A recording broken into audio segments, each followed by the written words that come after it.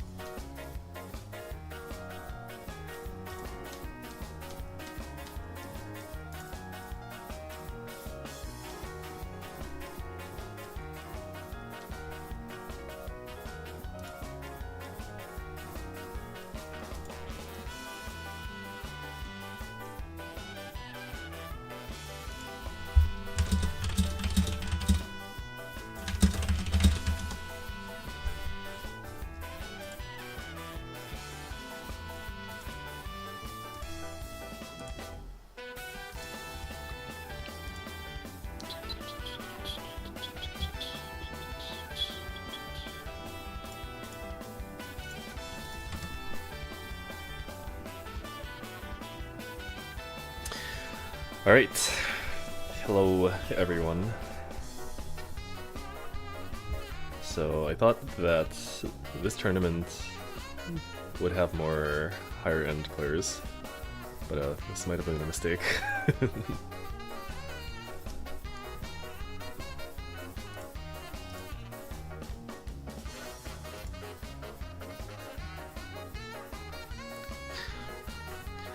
Hello Bradley, thank you. Was gonna rush for this one, but didn't get home till it was too late. I see.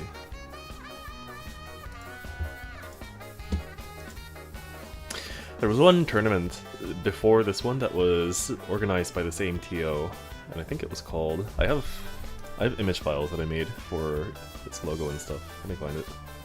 And that one... That was when Rev 2 was still the main Guilty Gear, like 2021, 22.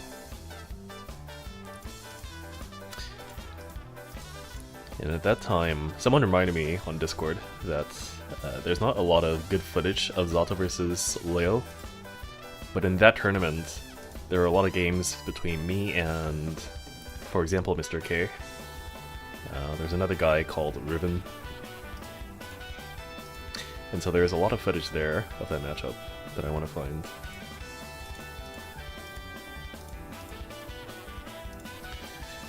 Where is it at?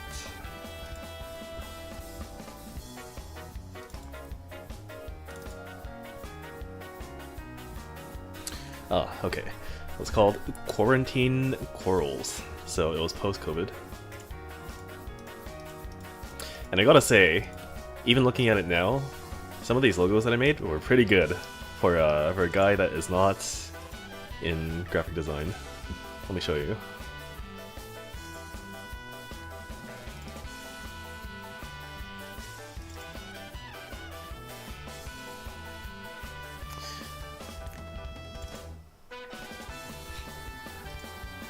So here, this is not the one I made, but this is the default logo for Quarantine Quarrels.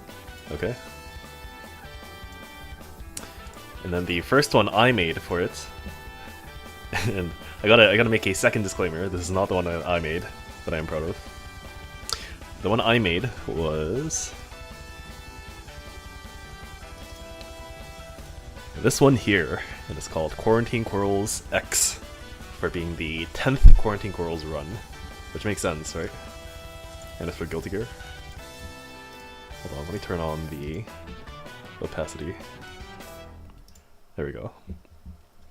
So it's Quarantine Quarrels number 10, so it makes sense that you use the X version of the logo. And then there is...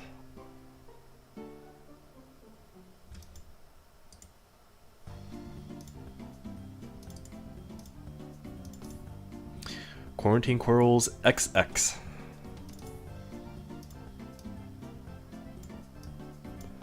Which is, as you might be able to imagine is for the 20th run of the tournament, and therefore XX, get it? And it's also called the Monday Carnival because it ran on Monday.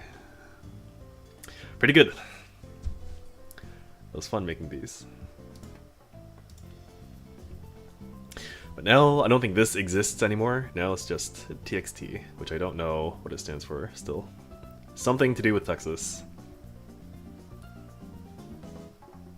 I thought, initially.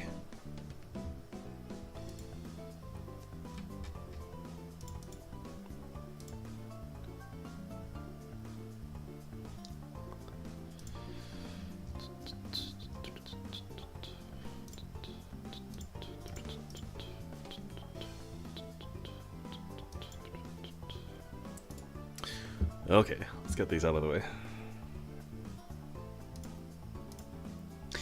Yeah, Thursday Extra Throwdown, that is what it actually is. But when I first saw the acronym TXT, I immediately thought of two things. It was Texas Throwdown and TXT, the file format. Those are the only two things that came to mind.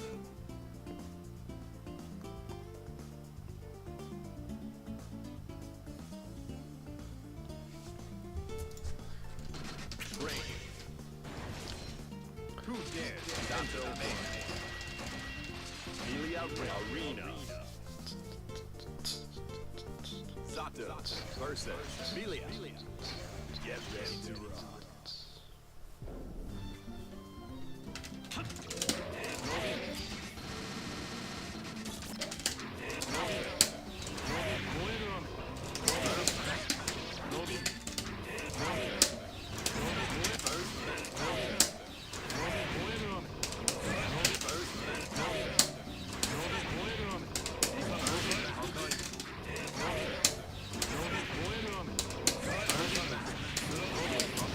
A lot of these auto combos, they're fun in a no, they're hard in a way that's not.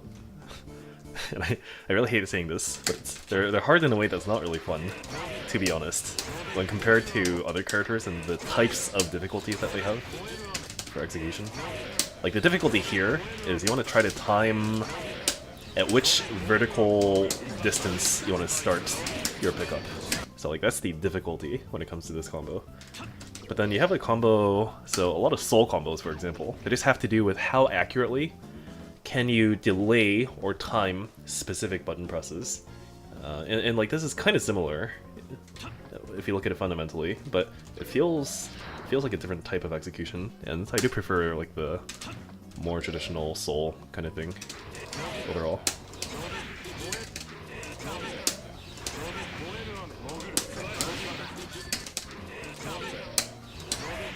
Or like there's another type of execution too, which is, you see this a lot in Uni, which is how quickly can you input a specific sequence of buttons.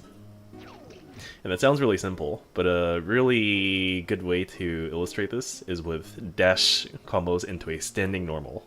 So a lot of characters, that I know of at least, between Carmine and Yuzu at least, they have a lot of combos when you start to get beyond the basic BMBs, where it's like, okay, you need to use this move, and then you need to dash, and then you need to immediately do this other move, but you can't be holding forward from that dash from before. You have to let go of dash, and then press 5C or 5B.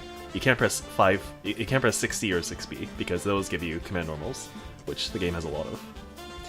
And so like that kind of compacting a lot of different inputs into a short window of time kind of execution is also pretty fun to me.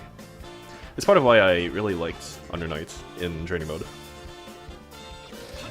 But this game doesn't really have that kind of thing, unless you are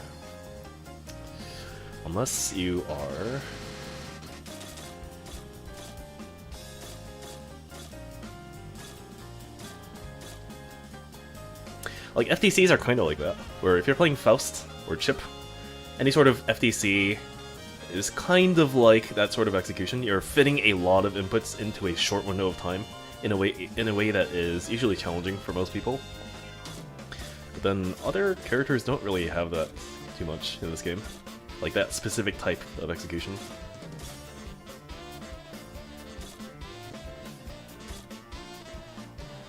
Did you play Batista in Under Night? I played mainly Batista and Yuzuriha. And they had specific purposes. So Batista was for people who didn't know how to play with grid. That's who I picked Batista against. And Yuzu, I picked versus people who did know how to play with grid, but they didn't know how to play with against Yuzu. So if those conditions were met, then I played Yuzu. Oh, Johnny is kind of like that too. So a lot of the miss cancels kind of feel that way too, but it's not as bad as some of the uni stuff. So this is like a easy example, which is level 3.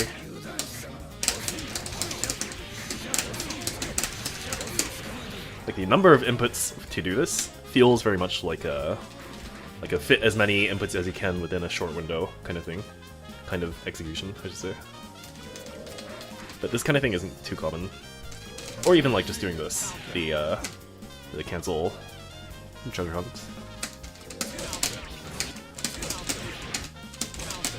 Oops, I'm not a Johnny player. There we go.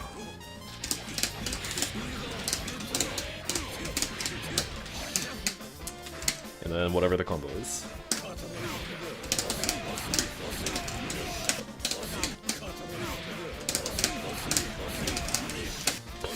Why can't I do this?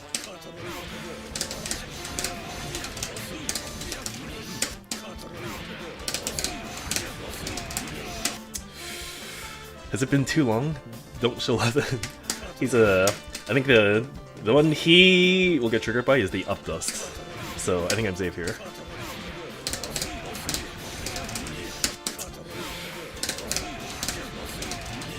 Has it really been that long? I forgot how to play Johnny.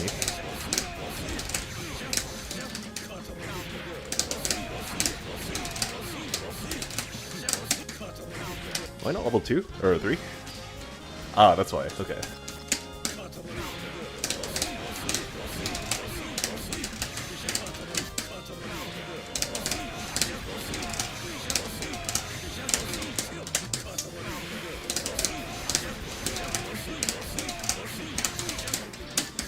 You have to up jump.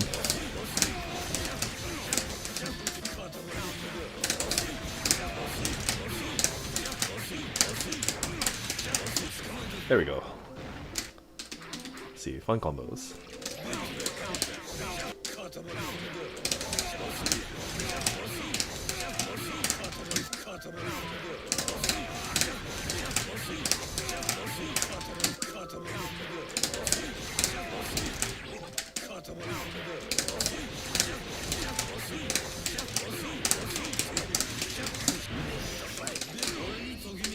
I don't think this is what you want to do either, because you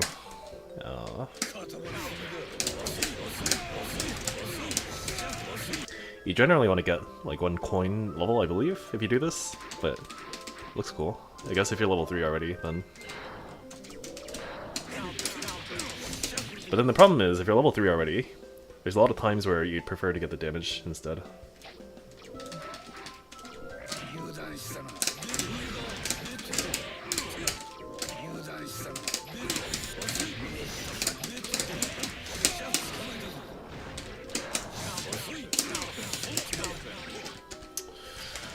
Okay, let's see if they started. It is 8:30.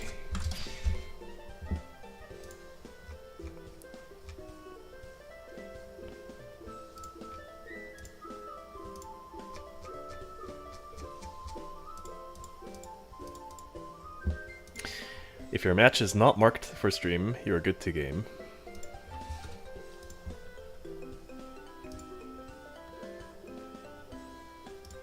Says Dane.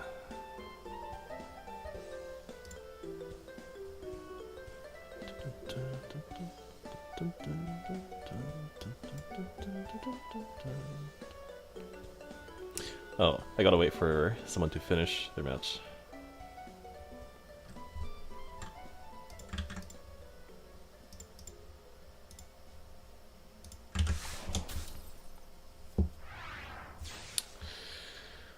Okay.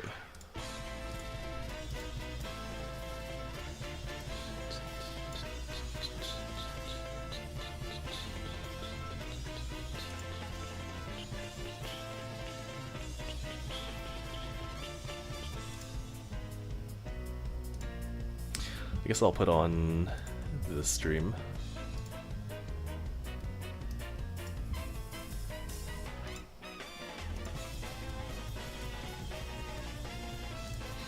I was actually a little bit skeptical about joining this one because I thought that there would be more player variety, let's put it that way. But this might be bullying.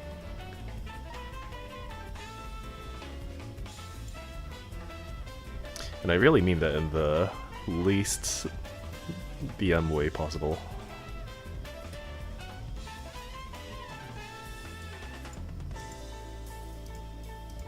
Like, it's hard to find a tournament, a bracket, where you just have a lot of really good players, you know? Or, well, not now. It was always kind of like that online. And so, like, yeah, you can join everything that like runs right now, but like, is that time really valuable?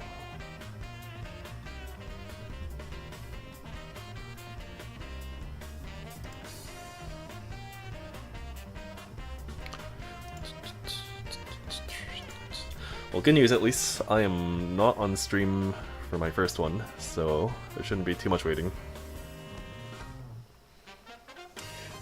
MKJ, I don't know who the Jackal player is, but the Elfelt I've played against once, I think, unless that player has changed name. And it seemed like an...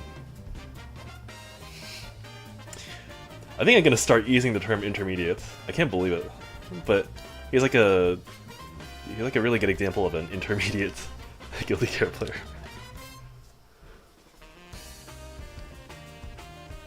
Oh, it's not a real setup. Hello, H2A. I've also seen mid-level be used. Yeah. So, like, I'm okay with people using these terms. It's just that they're not very good for communicating what you mean. Like, you see what I mean? Is like...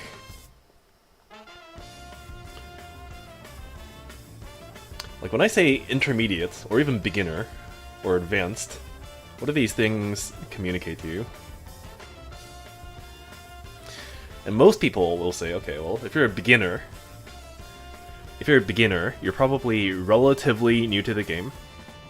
And so then I can ask, okay, well, if you're 1 day into a fighting game, are you a beginner? And you're probably going to say yes. What if you're 10 days in? And what if you're 100 days in? And if you don't like using days or time as a metric, then what about using like number of tournament wins as a metric?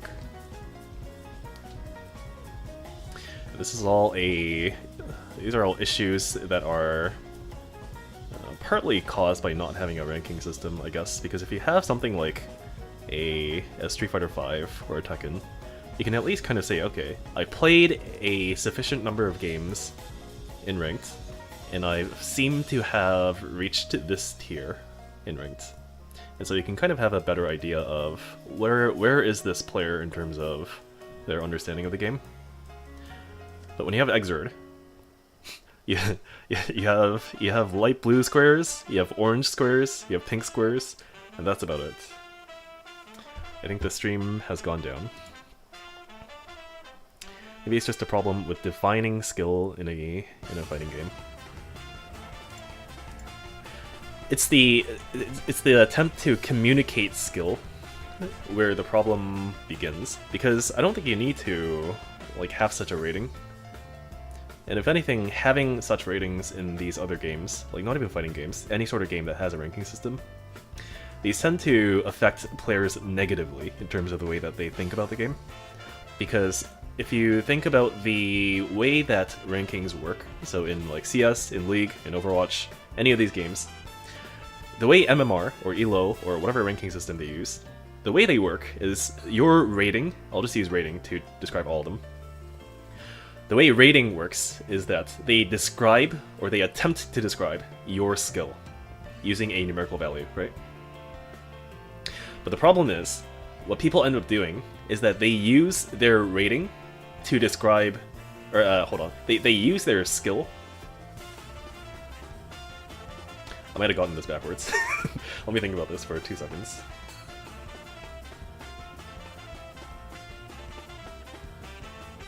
Okay, so what people think is that their skill is a reflection of their rating. And this is the opposite of what I just said, right? Because your rating is supposed to reflect what your skill is. And because of this, it starts to create a lot of bad mentalities of, okay, my rating defines my skill, and therefore anything that I can do to move my rating up will make me a better player. And do you think this is a thing that is true or not? Like, if I win 10 games in a row in League, does that mean that my rating, so in this player's mentality, does that mean that my skill has gone up by a value of 10 games?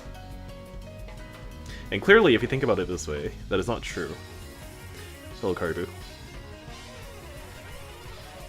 Because all I've done is... It's possible that you were just that good for these 10 games. But it's more likely that it's a combination of, in this case, the teammates that you get, and the opponent that you happen to have gotten matched with that has a relatively bad time with your understanding the game / character / matchup, whatever. And it makes a lot more intuitive sense that your rating is a reflection of your skill. So that's the opposite of what this player thinks, which appears to be more true, right? And so, if you're trying to improve at these games, whatever game it might be, is it your priority to increase your rating or to increase your skill? And if you're this player, you'll say that it is their priority to increase their rating. Because, again, to them, it seems like your rating is what defines your skill.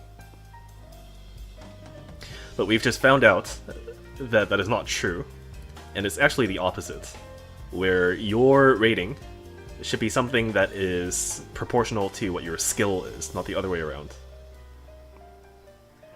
So then, when you have this mentality, things like losing intentionally start to make a lot more sense. And when I say lose intentionally, I mean to do things in games that are not necessarily to win, but to increase your skill. And so you'll see a lot of things like, okay, in these games, these like 5 next games I'm going to play, I'm not going to try to win, but I'm going to try to focus on a specific aspect of the game that causes me to improve in my... I'm getting pinged, one sec. That causes me to improve in the game.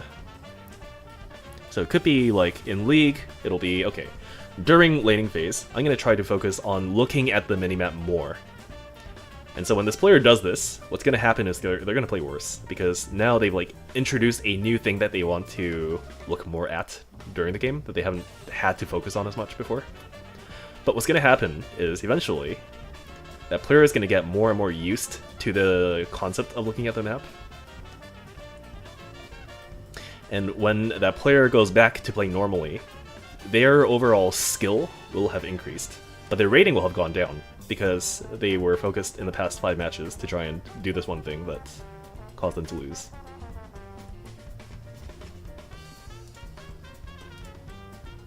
A friend of mine quit fighting games when he kept getting stuck in floor 10 in Strive. Yeah, like, that means nothing. And the other side of the spectrum is true too. Getting to heaven, or whatever it's called in English, getting to heaven in Strive, that means actually nothing. Even if it were more true to be a function of your skill. Even if that were the case, it would mean nothing still. Unless it was like so difficult to get into, to the point where it's like top, like the way Grandmasters works in Street Fighter V, and then, like, even then it's kind of not really great, but...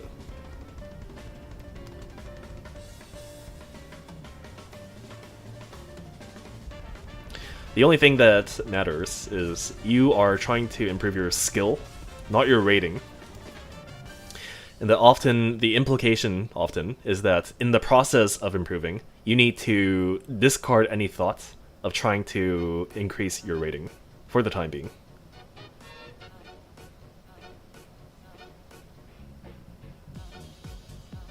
And so that's a lot of what I will tell people when they try to ask me for help, is you need to focus on specific things to do in these matches that you're playing in casuals, So this could be like, okay, in this one game, I'm gonna try and focus on getting my confirm off of this counter at normal.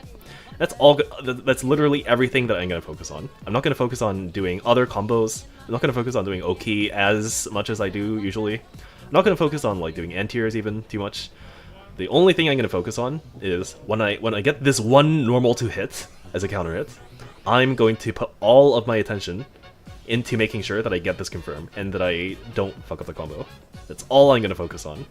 And imagine what happens when this this plays out. Like, this player goes into this game and does that. What do you think is gonna happen to their win rate? It's gonna go down because they're playing in a way that is objectively worse. But does it matter that they're playing objectively worse in like these casuals net play environments? Like, what is at stake here? Even in this tournament, what is at stake here for losing? And the answer there is, well, there's ego, which is a problem for a lot of people. But if you can get that out of the way, then there's really nothing stopping you from infinite improvement. Infinite. Oh, that looked like rollback, kind of. Yeah, an increase in skill has nothing to do with rating. I've lost all of my SF4 rank points playing versus one Cammy, and I know I went out 10 times better than I went in. Exactly, yeah. But notice how common of a misconception it is that it's the other way around. Like the opposite of what you're saying.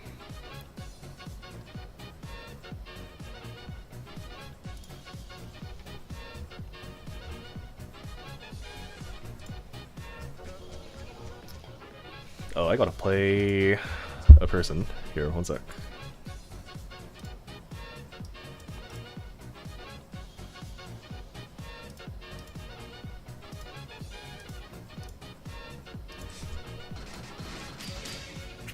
Training online.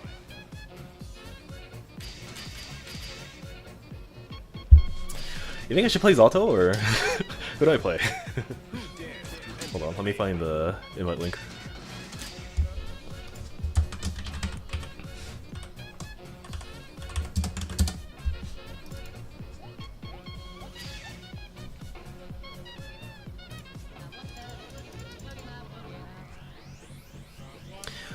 You have to play someone? Yuck.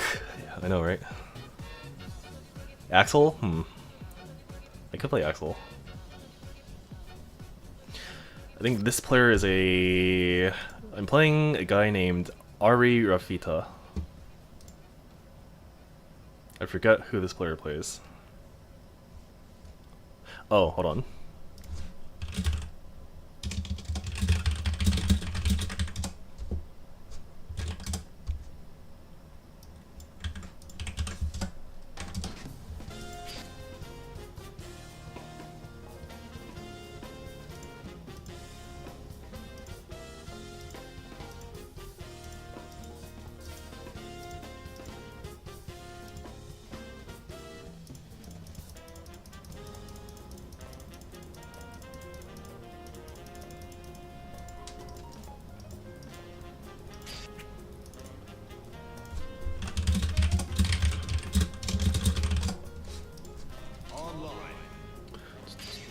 Might be a Slayer.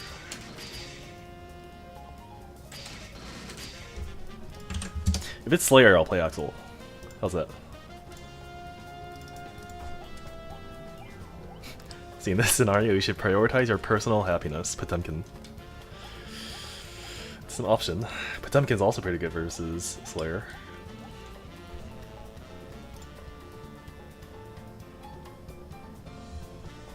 Oh, also, my alerts are fixed, and I did literally nothing, so I don't know what changed.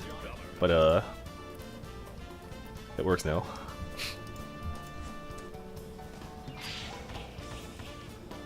Oh, it's Slayer, okay. I'm gonna take your suggestion and play Axel.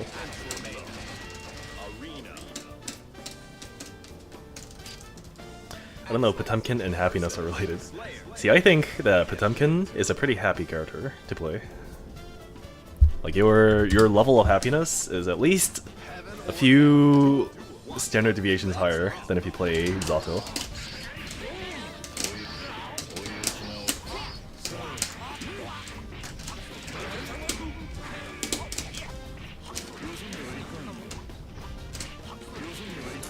It's kind of whatever.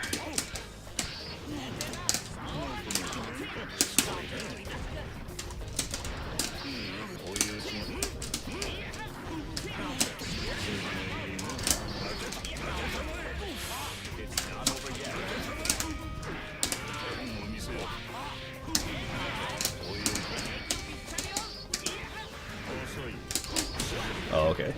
That is out of range. Hmm. Duel 2. All or nothing.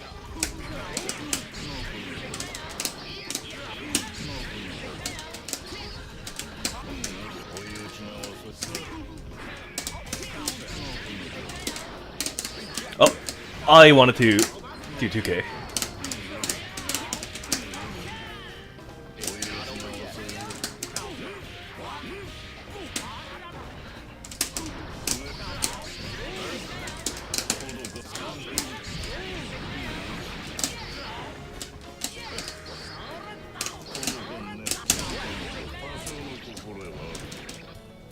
He does get happy after doing one big thing, and that just redeems the pain you've endured. See, at least he has that, right? But you're playing Zato? You don't have that.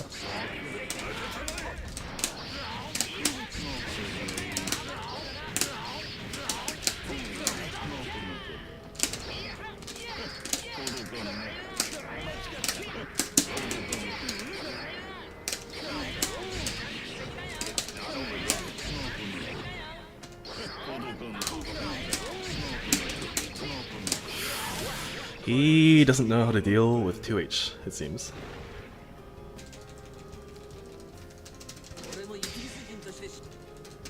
Heaven or hell. Duel 1. Let's rock. Oh.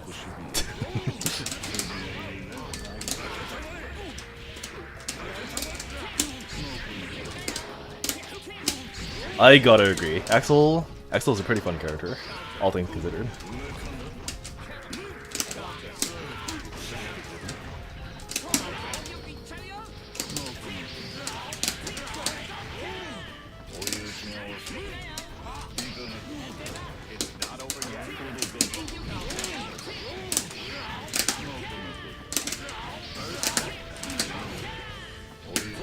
Oh!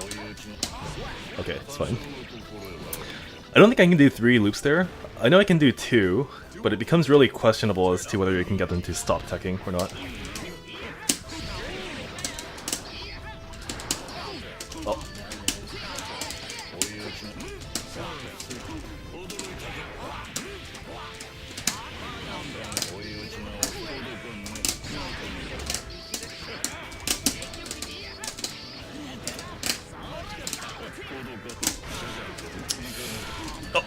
That's an important combo that you shouldn't miss.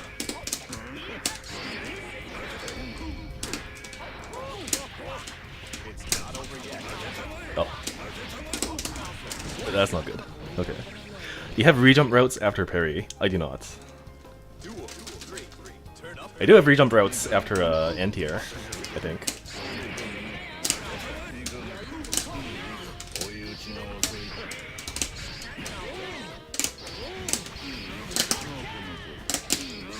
Oh.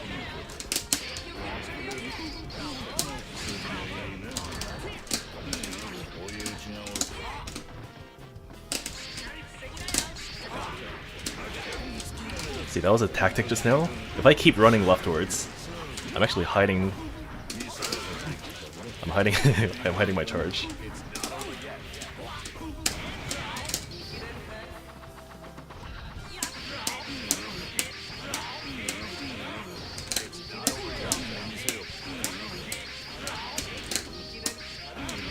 No, he's gonna try to dot. Let's see. Okay, he didn't try to dot. He should have dot. He should have done it. Because you know, if I commit to hitting the Sparrowhawk button, and then he uses dot, I'm pretty sure I get hit. But But he has to time that pretty well. But I would die, for sure.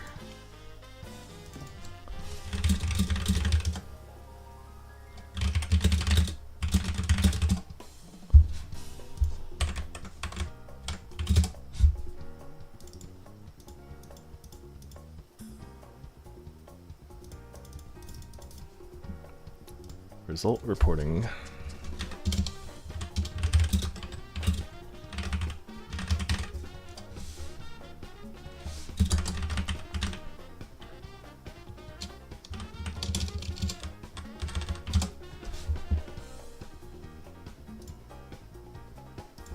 Let me show you the rejump. It's pretty cool. Who dares to enter the mayhem? So I think it works on lightweights, or was it midweights? Let's try Soul. Axel versus Soul. Get ready to Actually, I need to hold on. Also, I just realized that my stream title is Zato, so maybe I should be playing Zato. Maybe I should change the stream title to be POV you are playing random select in TXT.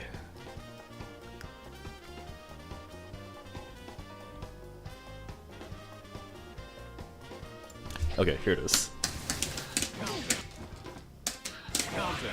So counter it off.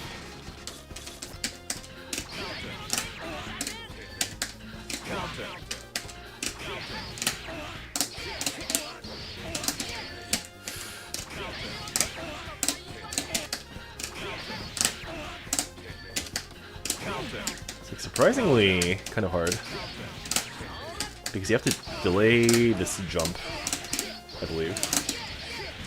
There we go.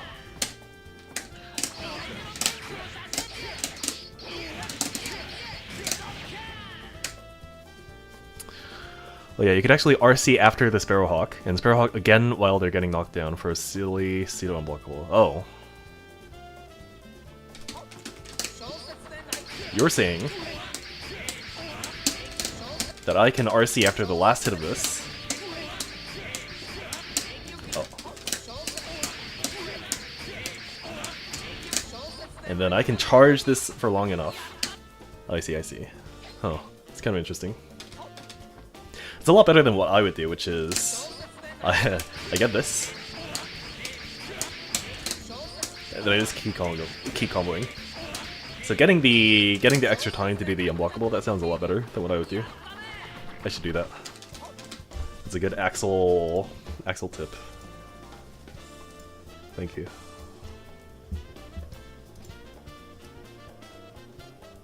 Okay, so I'm on stream next.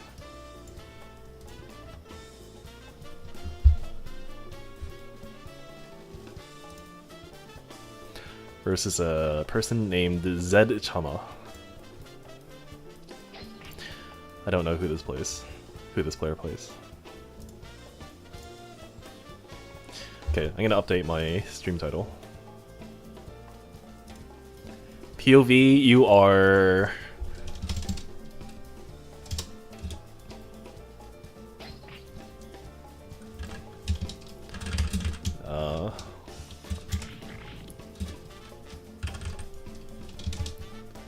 That's good. Low tier in tourney. Okay, there we go. Excellent. Now I'm not lying to my audience.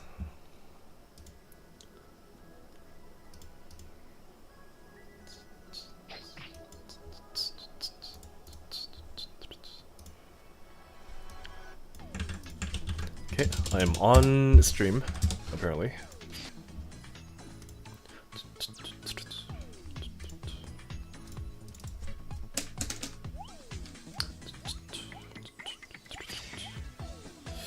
You better not pull out the Minu Johnny, though. I mean, I could. And what I would have to do if I do that is I would have to start making the claim that Johnny is actually not top tier. And I don't know about that one. I don't know if I'm willing to do that for this.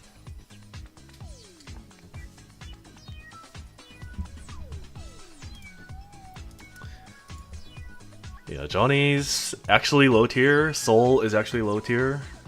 Kai is actually low tier.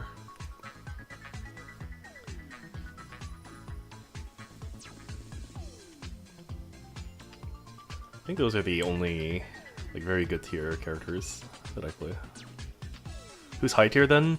Baiken is SSS tier, so I will never play that character. Jacko is SS S minus tier, so I will never play her. Ramlethal is SS S minus minus tier. Play Bedman on stream. I could do that.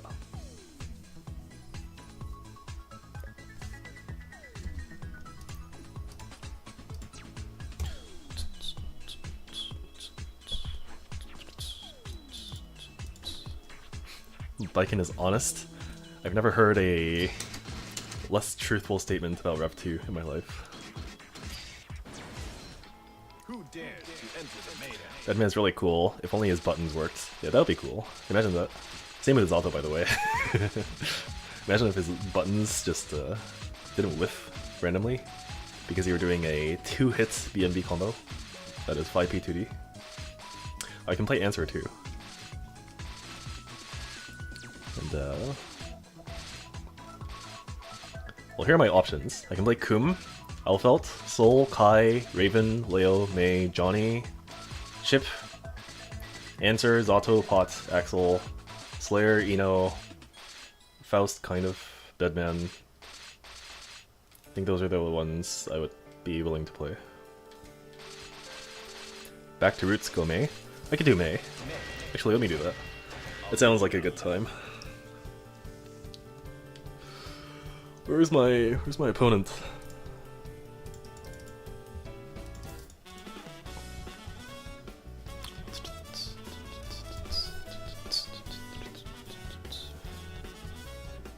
You think I could call Mei a bottom tier and get away with it? I don't know.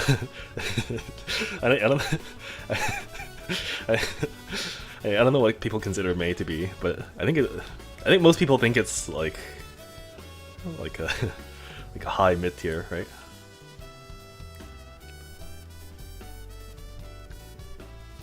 Please don't play Mei. Why is that? Provide a sound reasoning for me.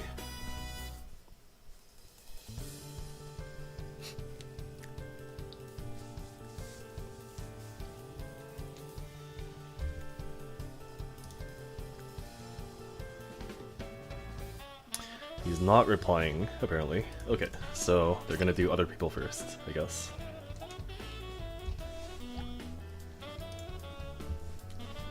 Damn. Oh, I'll spectate instead of watching stream. Should be better that way. If you play Faust, I can make the low tier Faust claim. I say go for it.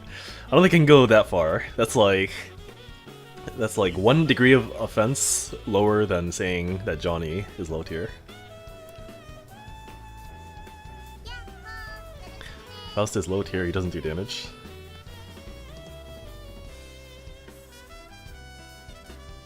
You know, I think Faust actually is a low damage character. Right?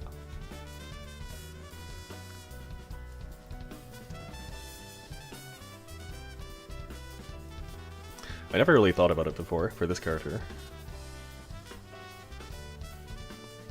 So characters that I think are low damage are, for example, I think Milia is a really good example. Raven is also probably a decent example of this. And you'll already notice with only 2 characters that there's a trend here. These are both characters that are obscene in terms of mix and Oki. This here is the opposite of low damage.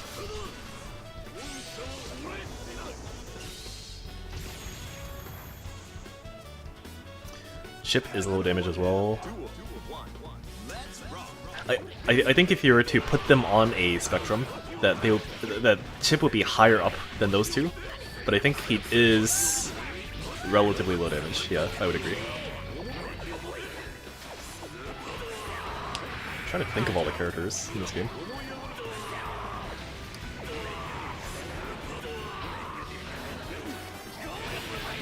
That's a classic. Delayed going my way.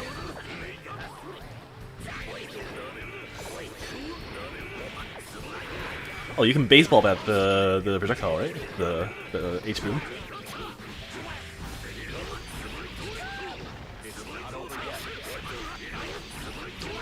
I love using Faust 5D as a reversal. It works. It works too often to not enjoy using it, especially in these like random random net play lobbies. This 5D on wake up. See how many times it works. It works pretty well.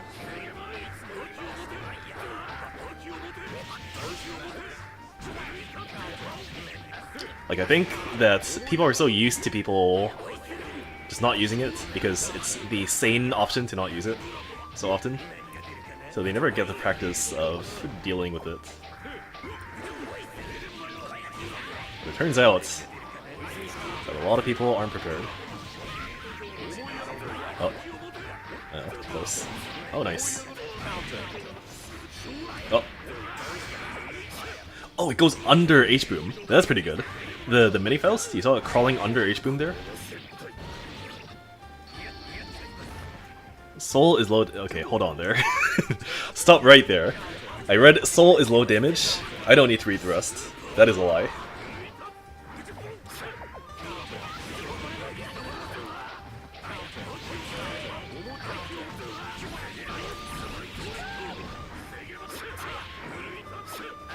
The only thing that can save you here is if he said Soul is low damage in a parallel universe.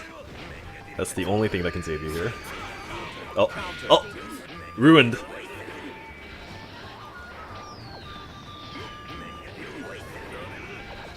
I think most characters in this game are high damage, right? The majority are pretty explosive. Like, I was thinking about Dizzy, but then it feels kind of wrong to say that Dizzy is low damage. I guess, like, relatively speaking, she's on, like, a similar level to, like Faust, kind of.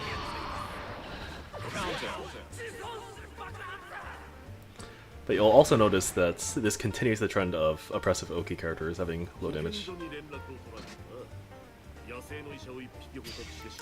And Zato is in a weird position because, technically speaking, he can get a lot of damage. But he has the additional requirement of Eddie and its existence. So like his damage output ranges depending on his Eddie existing or not existing. So like sometimes he's a super high damage character. Other times he is the worst damage output character in the game. And Exhibit A of this is like, Zato doing a 5P2D combo. That's about the lowest damage you can get. Then the other scenario is you get a big juicy counter hit on an H button. Or a Nobiru. Oh. By the way, for those H-booms, and I see a lot of people do this, if the Leo does H-boom close enough to you, for Oki, just blitz him. It's the most, like, it's really easy to see that he's doing H-boom, right?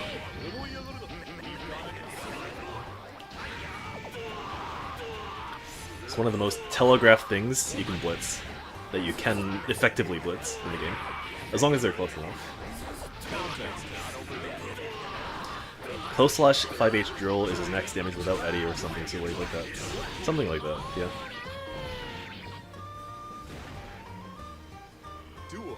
Or maybe like 2H close drill into some weird air combo. Assuming no counter it. Oh. Was that a... what was that? Oh, meteors. Nice. Oh.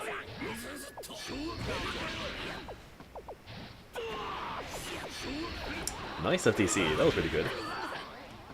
You see how he FTC'd right above where the H-boom was? That was pretty good.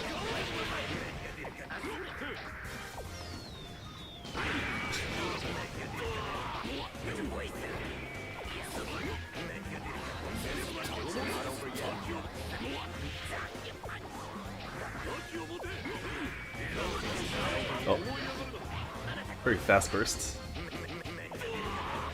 Is this I think this is the Babalu player, right? The Faust?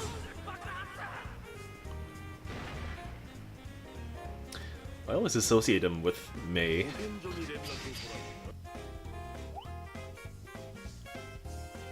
That guard point was really good. This Faust should get better luck, to be honest. Yeah, you would think that. Okay.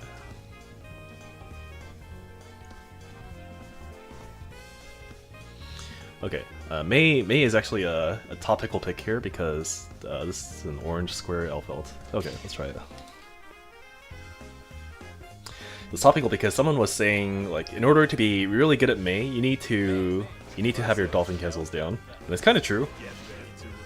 And it's not like I don't have them down entirely, but it's you can do a lot of things with Mei. It's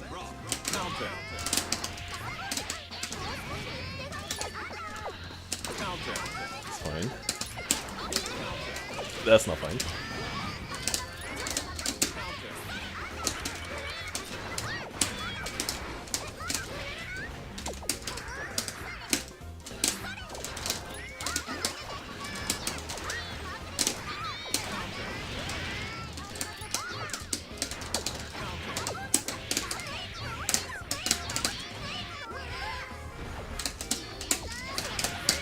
Oh.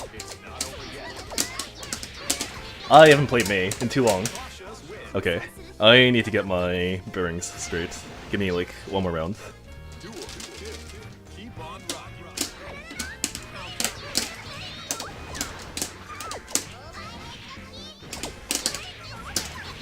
Oh.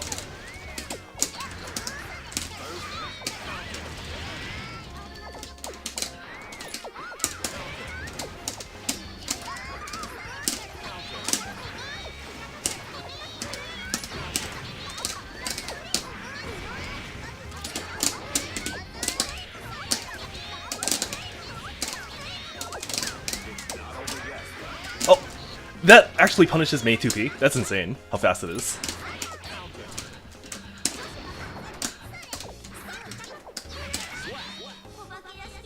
I 2p'd him intentionally, the fastest button I have, to bait the dead angle, and it still beat me.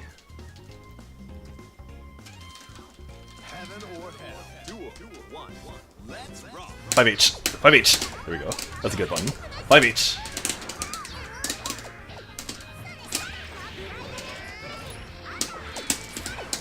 So you can kind of just do things that are, like, quote-unquote good for Mei to do. And it turns out that you can get pretty far. Oh! Ah, you blocked high. That's insane. That's unbelievable. Oh! Okay, that's not good.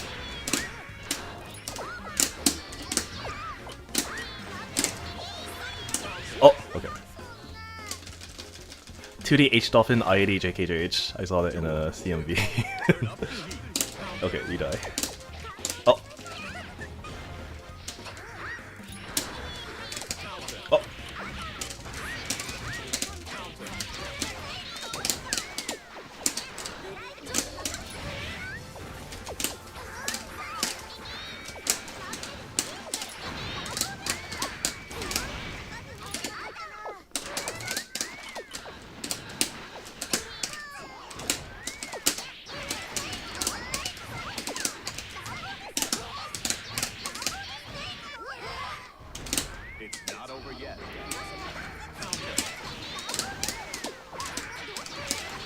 I've seen all of your tricks already.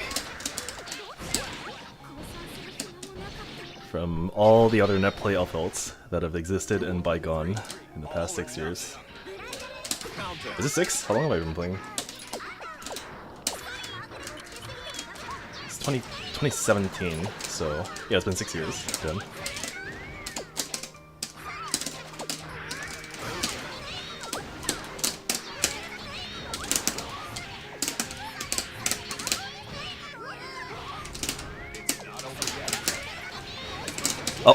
The worst time to burst. Unfortunate. You should have seen more Mei players. GG's.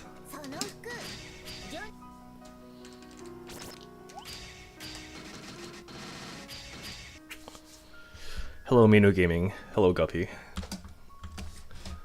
It's good to see that you are still around. And ideally playing Exerd, which I don't know if you are.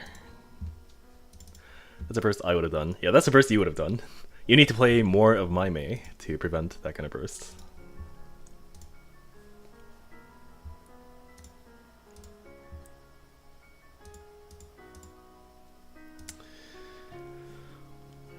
Is Mei hard to burst? Mei has...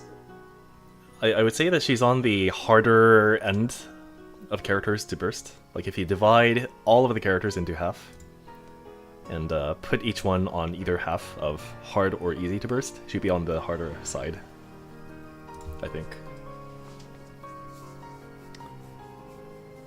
Johnny is top tier, of course. Yes, Johnny is like at the very, very, very top.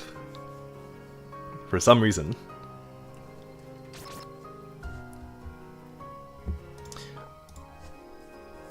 You know, I've known you for a few years, we played a decent amount, and I can say with relative confidence. Watch this guy make up excuses. My bursts have not improved. Okay. Here's what we need to do. And here's what you're not gonna do. Is you need a document, a Word document, that just lists every character and the points at which to burst versus each one. That's what you need. Actually, that's what most people need. I think a lot of people, regardless of skill, are just unaware of character-specific burst points. Burst points and where not to burst, also. That's really important too.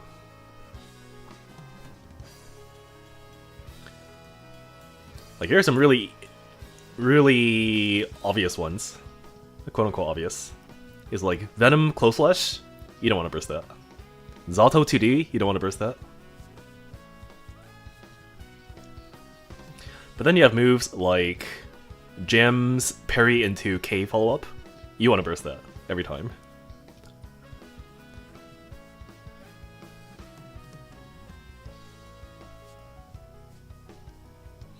Or any of Kai's special moves, you want to burst those.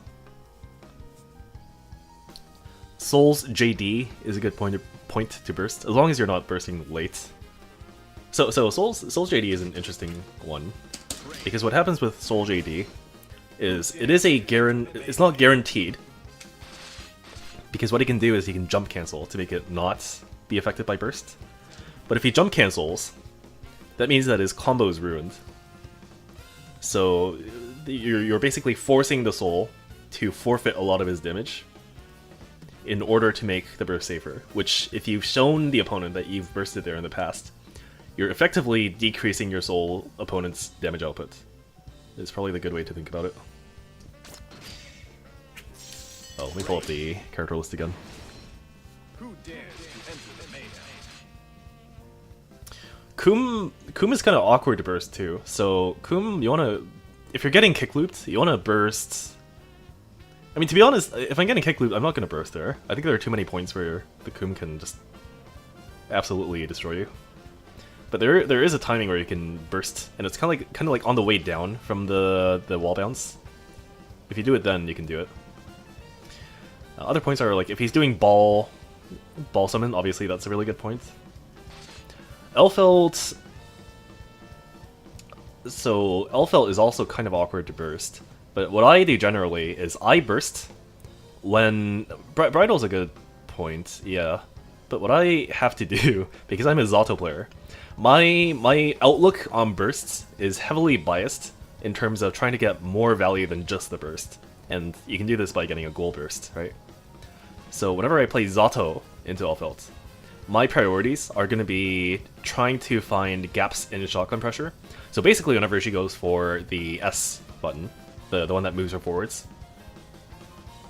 And I want to try to find goal burst points there. Or just on knockdown. Soul JD, like I said before, or like any special move that's not Fafnir, ideally. Unless it's before Fafnir, but even then it's kind of awkward. Kai, any special move, Stun Dipper, Grease Ever. But don't burst in the air usually because he's not going to get knocked down anyways. Ram is similar to Elfel, I think, where I think that she tries to reset you so many times during her pressure that if you know where the reset's going to be, and that's kind of hard, but if you do know where the reset's going to be, you want to try and maximize value by goal bursting, I feel like, as a Zato player. But I believe also if you... So it's kind of telegraphed where she's going to do Dauro during a combo. So if you burst before Dauro, that's pretty good too. And yeah, 5D is going to be universally a burst point. But yeah, she has a lot of burst safe routes too, because her 5P is fast enough, it recovers fast enough that she can mash 5P, or a 4P rather, and it will be burst safe automatically, which Zato can't do. But life is unfair. Raven... You need to be really careful with Raven too. You don't want to burst Close Slash. It's kind of similar to Venom in that regard.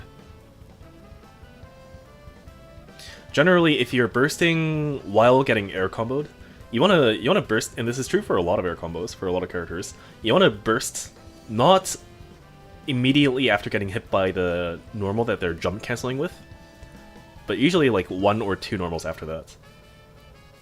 So that tends to be okay. You can also, so here's the thing that Raven players will do, which is they'll set up the H-ball, but they'll have it so that they don't use it while airborne. So the orb floats above you, which means that if you're crouching, it doesn't hit you, right?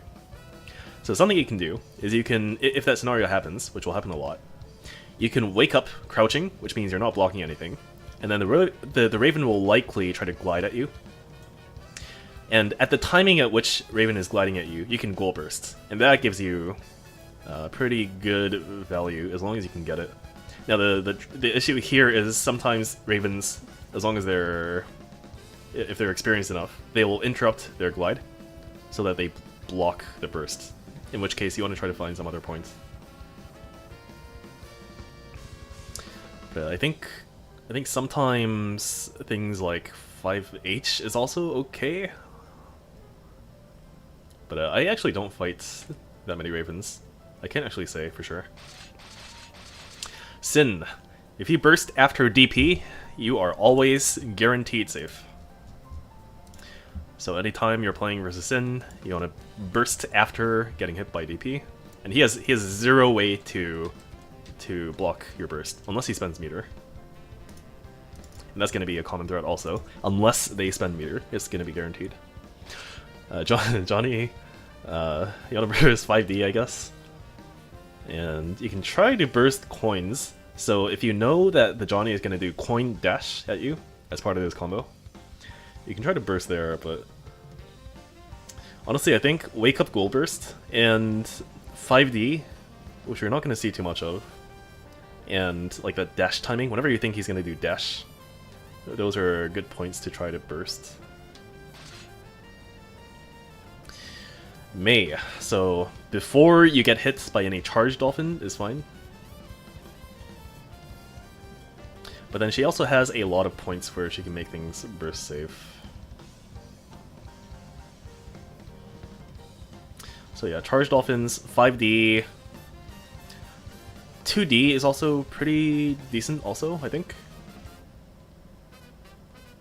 But you have to be really careful about the air combos. So in Mei's air combos, there are a lot of points where she can make it burst, not burst safe, but she can OS, so that the majority of her button presses in the air for her air combo are all burst OSs. So you need to be really careful with this for Mei. Leo, and this is another commonality, which is if you see a special move that makes the character move forwards.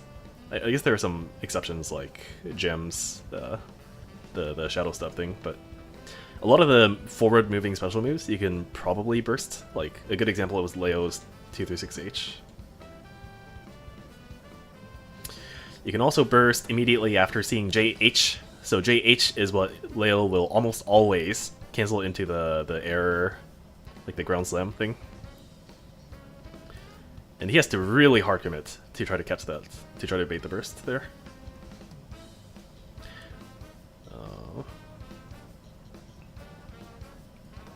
You can also burst 2D for Leo. That's pretty safe.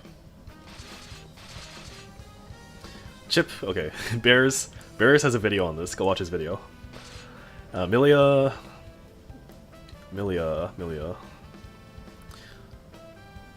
JD is a pretty good point to burst. Oh, I think I'm on stream.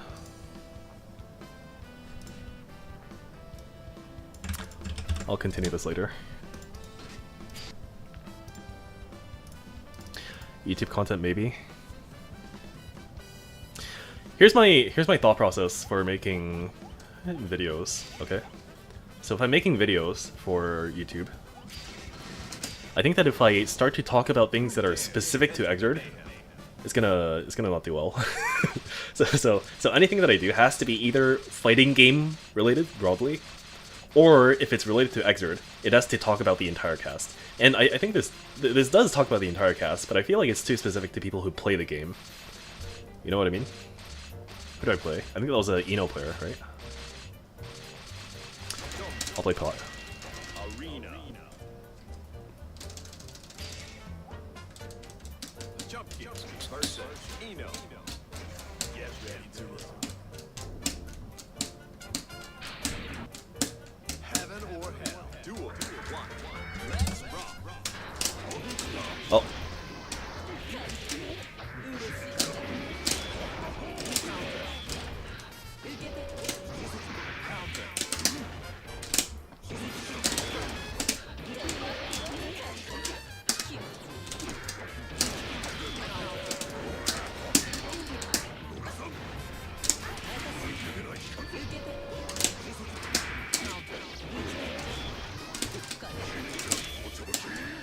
It's my first time seeing your pot.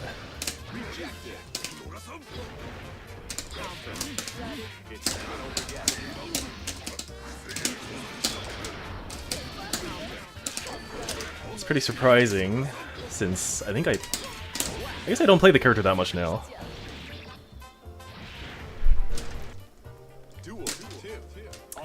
Ace of tourney music for this is quite fitting.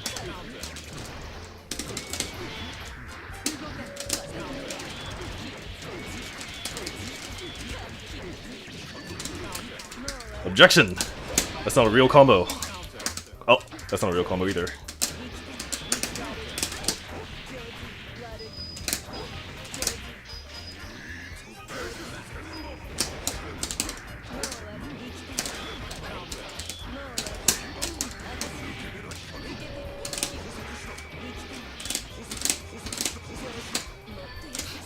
You say I play a very sophisticated pot, but then you see me do things like just flick 3 times in a row.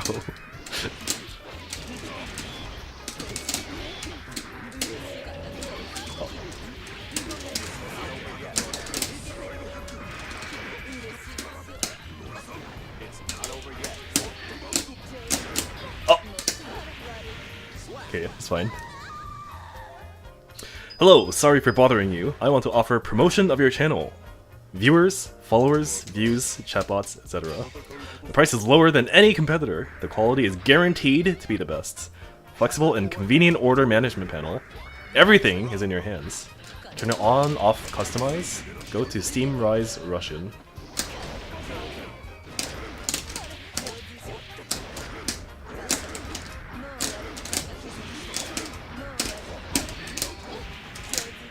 You think it's a good deal?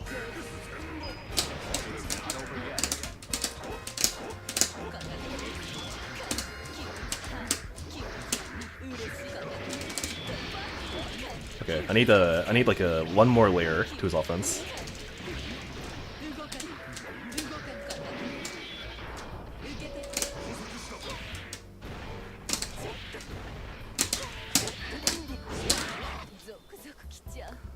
Never mind, that's not sophisticated. That's what I'm saying. It's not sophisticated. See, there's a big difference between pot players and I. I am playing pot to ship roast. Pot players are playing for their life.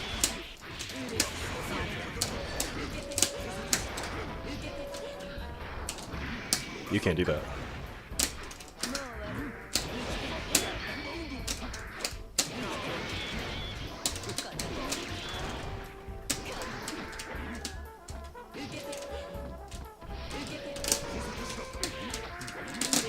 You can't do that either.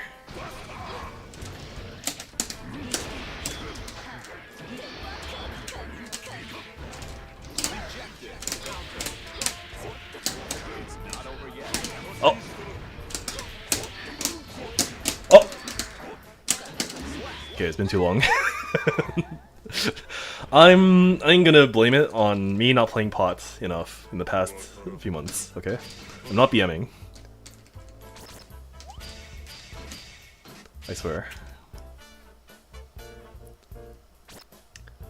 Actually, hold on. No, this was the most sophisticated pot you're ever gonna see in your life, okay? You just don't see the connection in the master plans that I'm orchestrating here. See those mashed 5Ps? Those are actually to catch the tech, you see? You just don't have the capacity to understand my machinations. Okay? You non-pop players wouldn't understand. You can't put it that way, because I'm not a pop player either. But, it's a funny character. Oh, here's the combo I was trying to do. I can't believe I couldn't get it there twice. Let me show you. This is a cool combo. Well, cool, quote-unquote. I played plenty of unsophisticated pods, so I'm like a pot sommelier. So you do this, you get a 2D knockdown, which is really common, right? And then you just do 6k, 6k, 6k, 6k. 6k, 6k, 6k. You can do this if you want, or you can just get a knockdown. It's too bad I can get it there.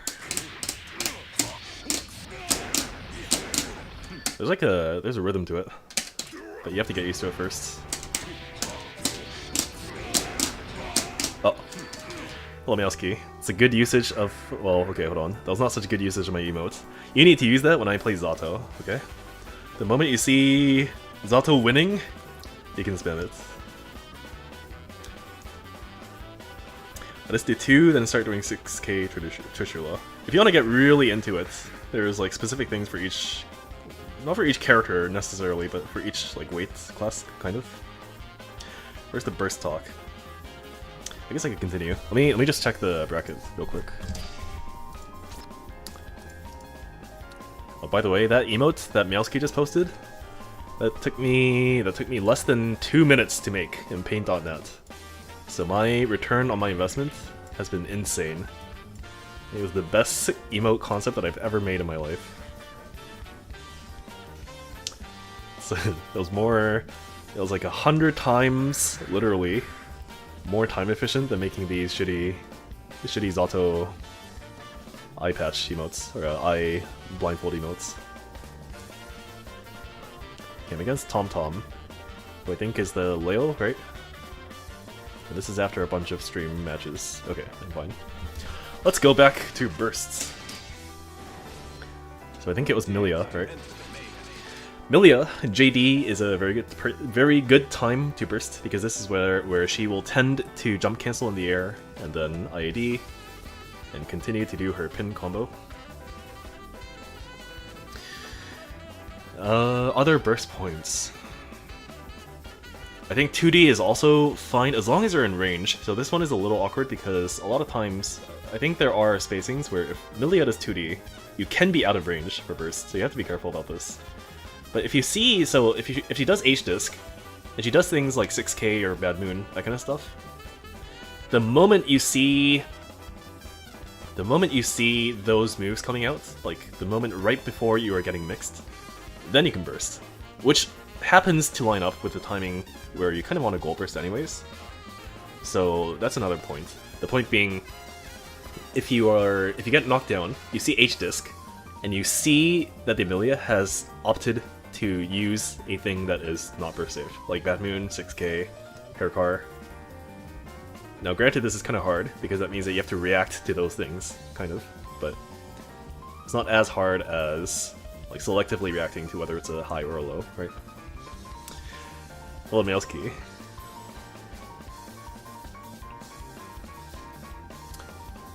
And then, are there other burst points? I think you don't want to burst close slash, right? It's going to be a common trend. So a lot of close slashes, you don't want to burst at all. Secret Garden. You do not want to burst Secret Garden because you will continue to get hit even if you burst and the burst hits Milia. The Secret Garden will stay there, it will not go away, it will continue to hit you, and in some cases, Milia can just air dash back at you and continue to combo you. It's fucked up. Don't burst it. Baiken. I believe the H follow-up, the dash attack, that one can be bursted.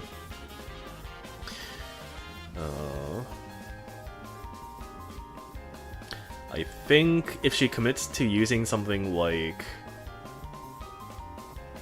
So a lot of times, you'll see Baiken, for their air combo in the corner, they'll do like a pickup attack, whether it's Tatami or 5H, and then they'll do like the launcher attack kind of, that goes up. And then they'll like do close slash and then jump, right? So they'll do close slash, jump, and then they'll press one button, and then do JD. And then after the recovery's ended, they'll do dash back in, and then button, JD. So the points at which she does, like immediately before she does JD in these combos, that's pretty safe. Other burst points. Does Suzerain parry bursts? It, I believe, does. Let me check just in case I'm wrong. But I'm pretty sure it does.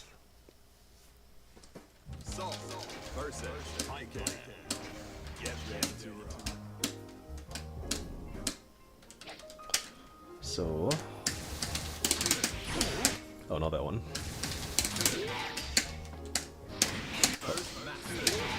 Yep, it does. So good luck dealing with that. But that's a hard read, you have to realize. Although it is busted, yes. It is busted, but it is a hard read. Those two can coexist. I think if you're grounded and she decides to do Tatami, which isn't too common, but it does sometimes happen, I think you don't want to burst here. Oh, you can burst her, okay. You can burst Tatami if you're grounded and you get hit, but it's not gonna happen too much. Generally speaking, like that JD point, I think that's the most common burst that I do versus Baiken. That's not a goal burst. And then other moves, like if you see that any character is IADing at you, whether it's part of a combo or something else, like Oki, those are also relatively safe burst points too. And you're gonna see a lot of those from Baiken. 2D Tatami is common. Yeah, this one is more common for sure. So the Tatami itself you can obviously burst, but the Tatami itself you cannot. So 2D would be another good point, relatively, unless like she decides again to hard bait and go for like something like this. In which case you are fucked. You're fucked. That's enough Baiken. Get this character out of my screen. Okay, Answer. I think that Answer players use they use 5D as a mix more than basically any other character, I feel like. Answer 5D is really fast, it feels like. So it does actually seem to work as mix. And whenever you see that, that's a pretty good point to burst. If you see him using the scroll dash at you, that's generally safe to burst, and those are going to be pretty common too.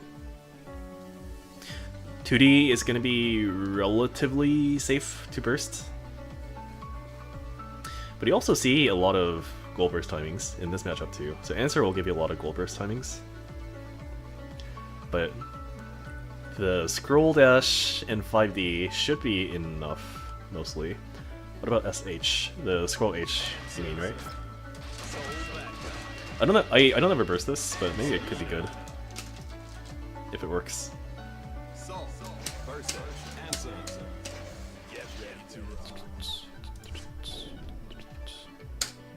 So never burst counter 6H, yeah. And also this move, don't burst this move. The this launcher. Do not burst. 6k.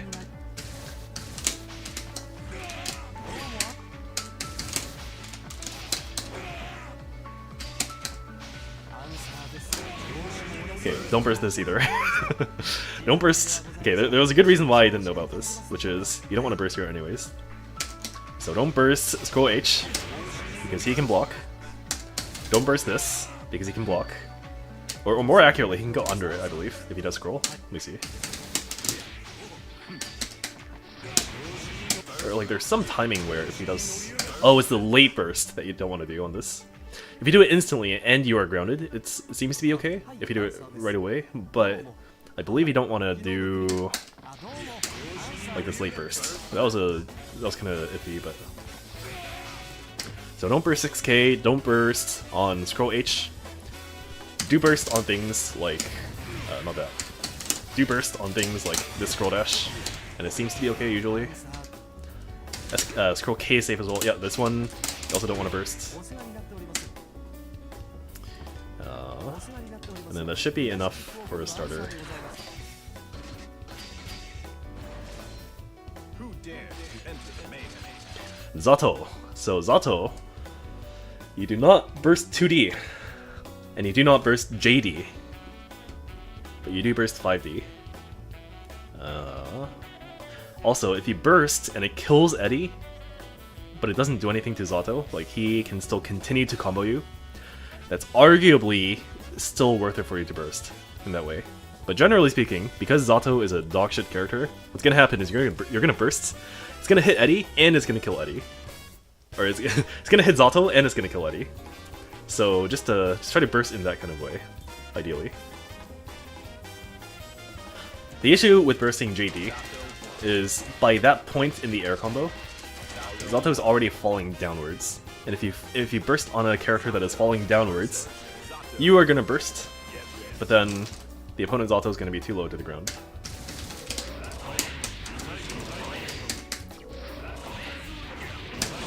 Like that. So don't burst JD. Don't burst 2D ever, unless you see the summon. So if you see this, that's kind of okay to burst, sort of, but ideally just don't burst this at all. There are much better points to burst. Like if you see Shadow Gallery,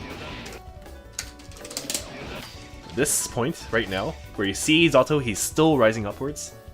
At this point, if you press burst, that's completely safe for you to do. So that's a good point. You can burst on... So this is a pretty common point, which is... That was not a combo.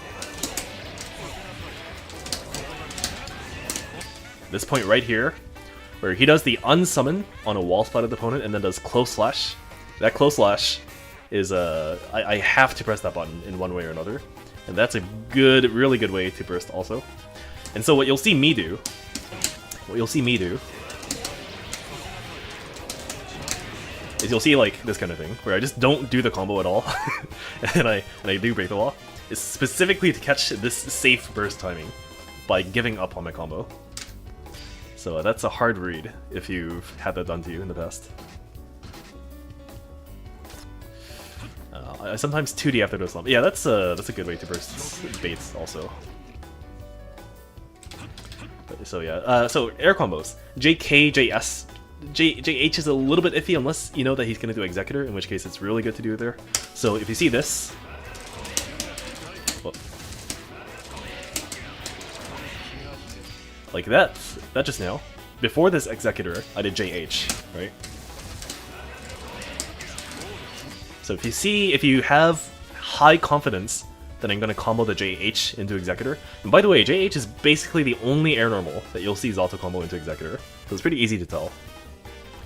If you see the JH, and you think he's gonna Executor, this is a really, like, this is the highest value burst you can get. Which is the same for any character, like right before they super. Because not only do you guarantee the super, the burst, kind of, you also get rid of half their meter and their attention pulse, which is pretty insane. So this JH, really good, sometimes, as long as you don't get baited.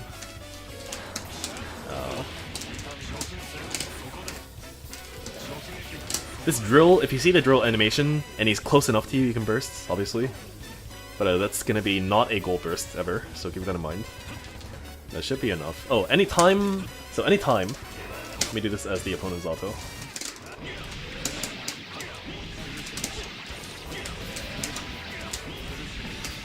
So I have so many points here where I am burst safe. Because what I'm doing, if you look at this combo,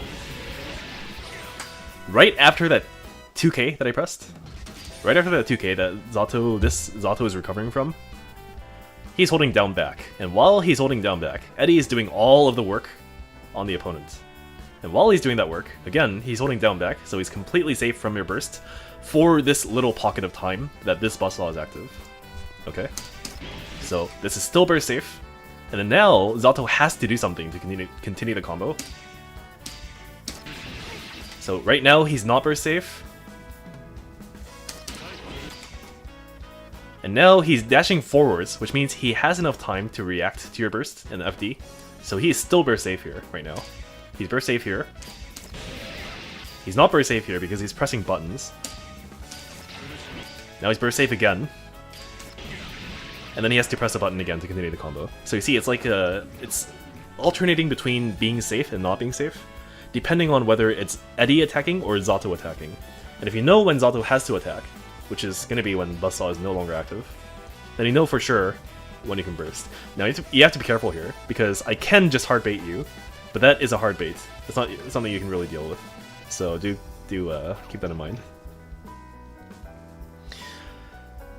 Again, generally, the best places to burst, if you can kill Eddie and hit Zato simultaneously, that's the most ideal, or one of the most ideal scenarios.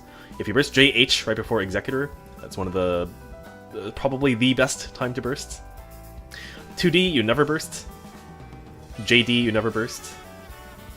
And this close slash timing on the wall slump also is pretty good to burst. So that is Zato. Potemkin, you don't want to burst when he does Hammerfall, because it has armor. You can burst when he's about to do Heat Knuckle, so Heat Knuckle is not a real throw, which means that if he does Heat Knuckle and you burst, he's not going to grab you. Instead, he's going to get hit, since he extends his Hurtbox upwards. That's a unintuitively good time to burst for Pot. If he ever does 2D, he cannot cancel 2D into a special move in this game, unlike plus R. So that's a pretty good time to burst, as long as he's close enough to you. It is a very long range 2D, so keep that in mind. I believe, also...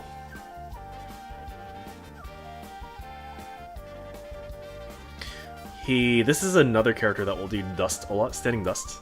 So if you see the dust animation, that's a good time to burst, as long as you know that the opponent Pot doesn't like to do 5D YRC too much. I think this is also another character where Wake Up Gold Burst is a good option. Like, he really has to go out of his way to deal with it. And I think... ideally don't burst 6k, because a lot of times he'll cancel it into Hammerfall. It will mess up the combo, but it's still not the most ideal spot to do it. Right before he's about to do ICPM in the air is a completely safe read to do, unless he just gives up the combo, so that's a hard read. Hold on, let me look at the bracket first.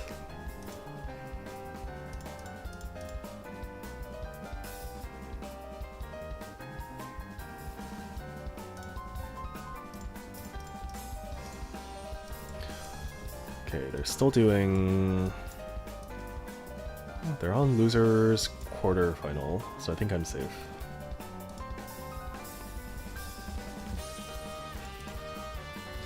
Okay, Ino. So right before she does dive, any dive during a combo, that tends to be safe. But keep in mind that this is a character that can also be very, very burst safe in general. So this is another character that is higher up on the good at baiting bursts category. Anytime right before you see JD, that is guaranteed.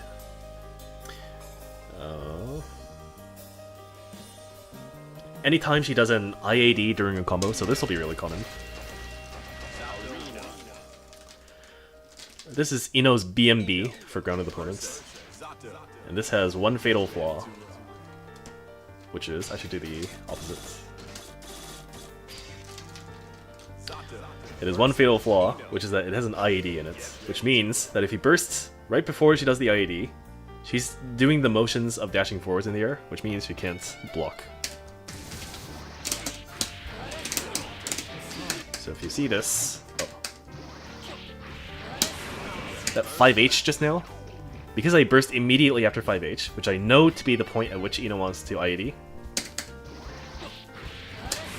and you see that she is like in the middle of, whoops.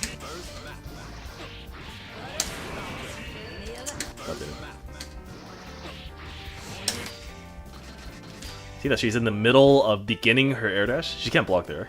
So this burst is completely safe. Unless, again, she decides to hard bait. But that is, again, a hard bait. A lot of these dives are safe to burst on, like before the dive hits. You don't want to burst after the dive hits. And then, generally speaking, just be careful with your bursts on this character. Like, if you're not going to burst on those guarantee points, you really need to have high confidence that you know that the burst is going to work. Or at least that the Ino player isn't looking to bait a burst. Because she has a lot of ways to bait bursts. But those are pretty good points to do so. And then if you're close enough during any special move, like VCL, HCL, that obviously works too.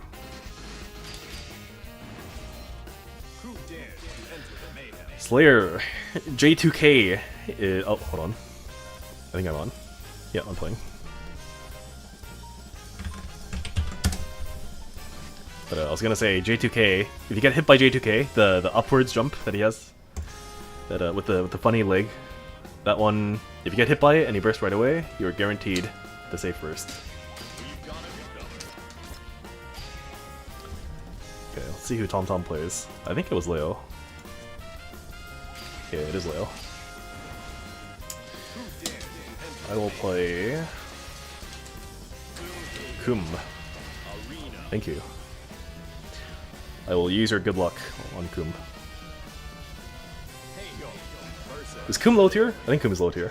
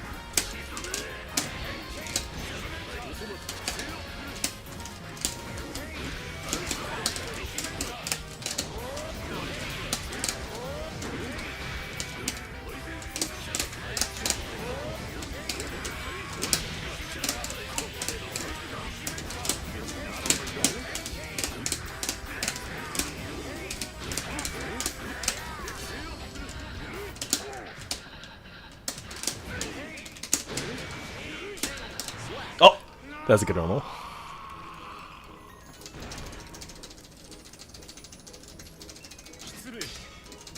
Wait, is this first to 3? I think it's first to 3. It is first to 3. Okay, that's good. Heaven or hell. Duel. One. Let's rock.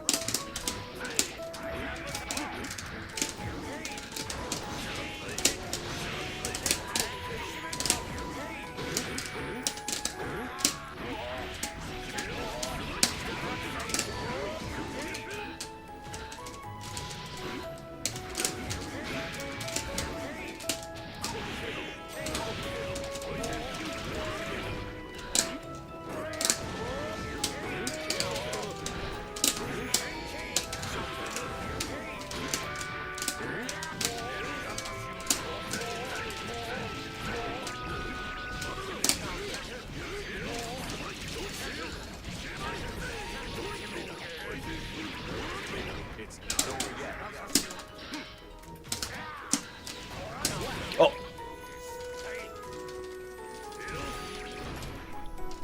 Duel. All or nothing.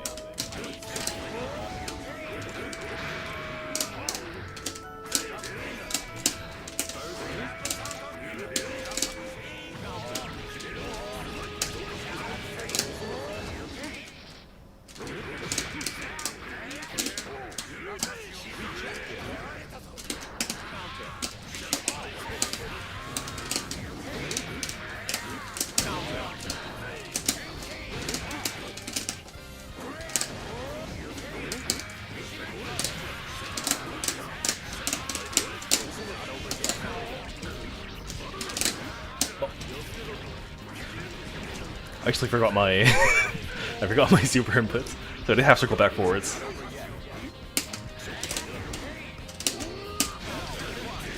Do I die? I might die. I die. Damn.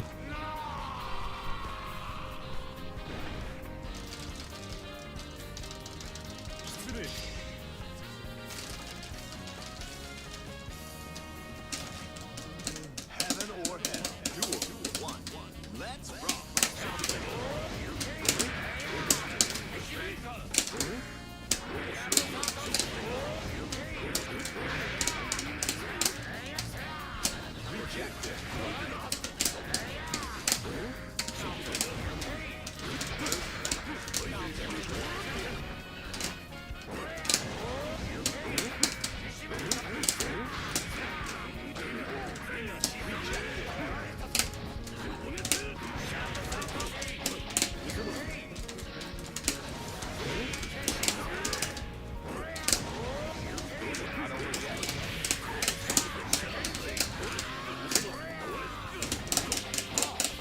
Oh, please.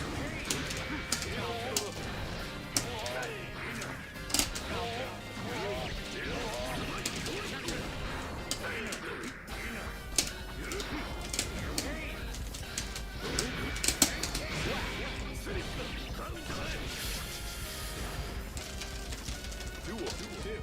All or nothing.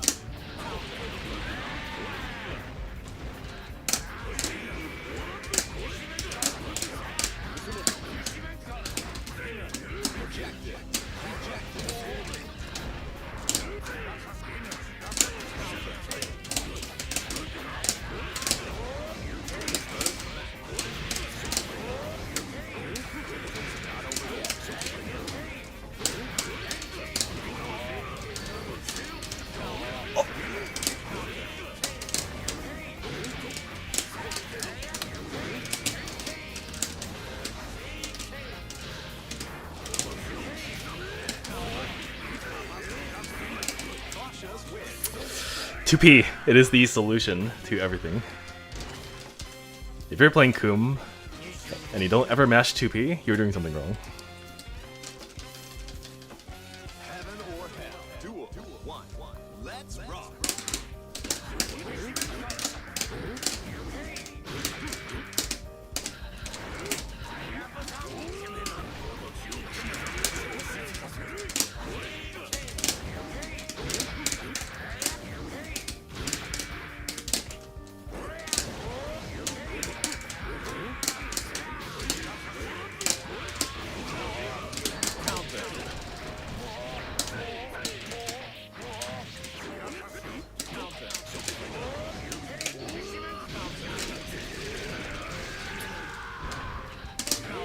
Where's... Okay, that's fine.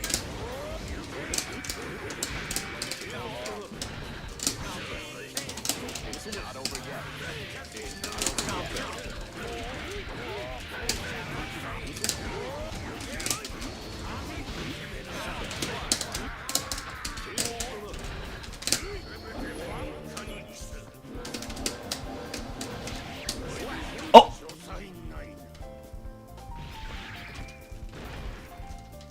Duel 2. Keep on rocking.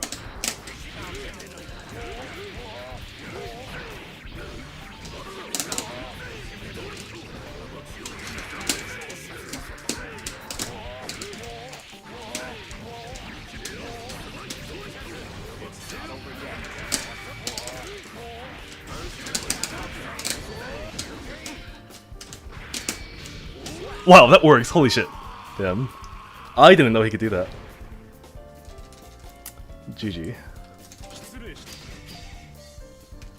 Good luck. See, what I thought would happen was he still had one hit of the red ball left, so after he YRCs, he would get hit. That's what I thought would happen. Okay. Well, here's the good thing. I think this tournament has a loser's bracket. Yes, it does. Okay. So I face the winner between Cade DAC and Perfectly Balanced.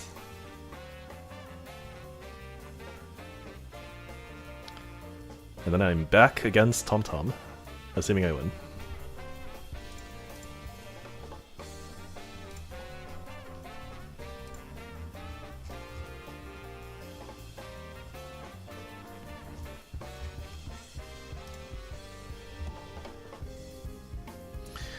Committing to the bits, huh? I don't appreciate this humor in my chat, YB.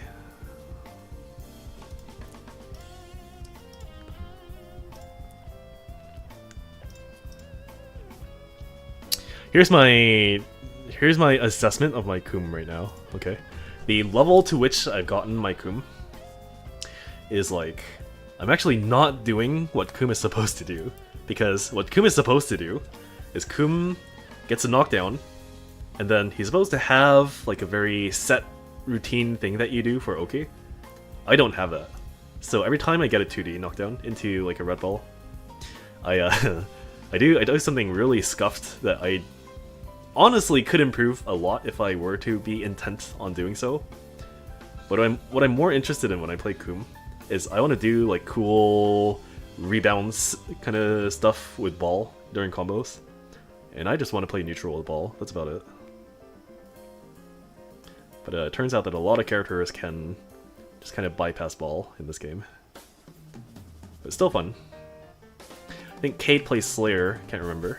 Cade is a Leo also, I think.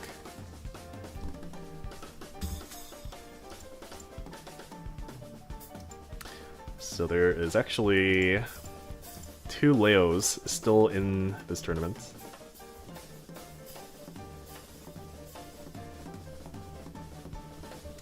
Faust Crouch bypasses ball, yeah.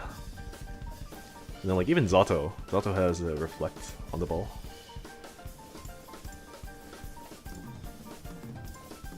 Okay, let's see how this stream has gone.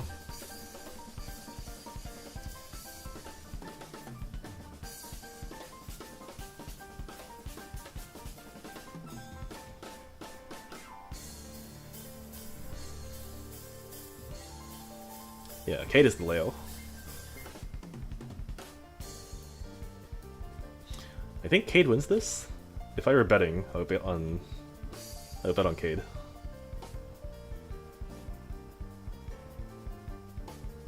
Notice whenever you watch Leo, the thing you want to keep an eye on, one of the things you want to keep an eye on the most is the timings at which he does the 236H, the fast dash forwards. Because those are all times where the Leo is making a very hard read. So he's basically saying, okay, this is a timing at which I think that you are going to do something unsafe in neutral. And then he goes in. So try to keep an eye on whenever that happens here.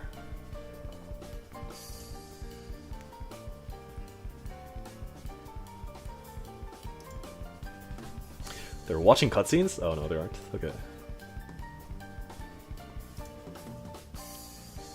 Oh.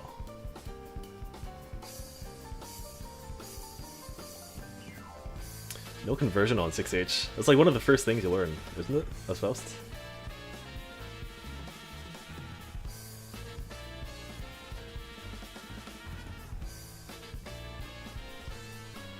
Wow, that dodged the close slash. A nice combo. Oh. Oh. Hello, Genry Jasper.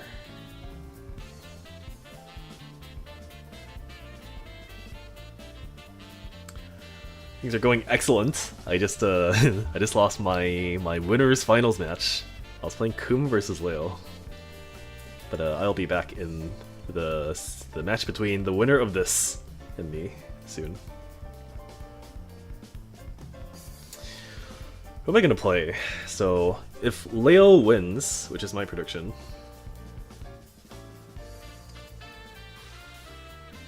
I could play Kum again. You think that's a good idea? It's a different Leo player.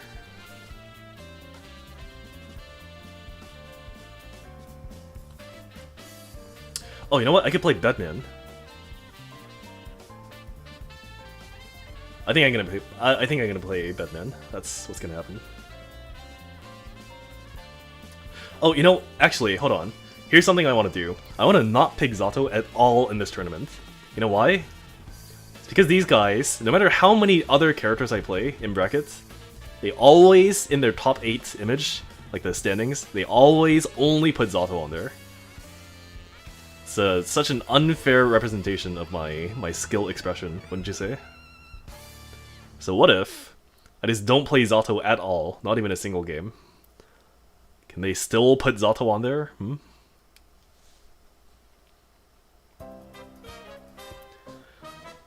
This will be an experimentation in tournament organizer capacities. Oh. I think it could have gone with the forward 60 or 5D. Oh. Did stream crash again?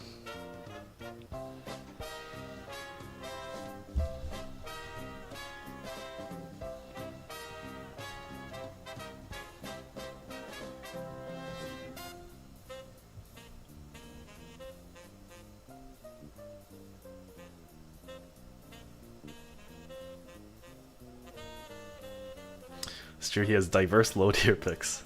Hey, I have diverse... Yeah, you're right, I have diverse low tier picks.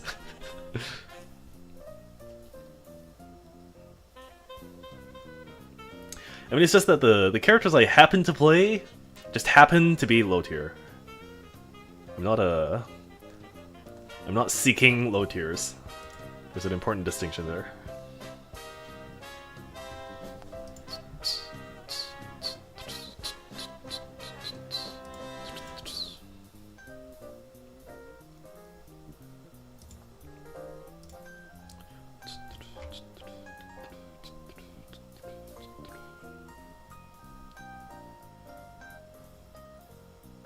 Oh. See that? That could have been a good throw, right, for Faust? If he throws you into poison. Oh. He took my advice to his demise. Just 5D, reversal.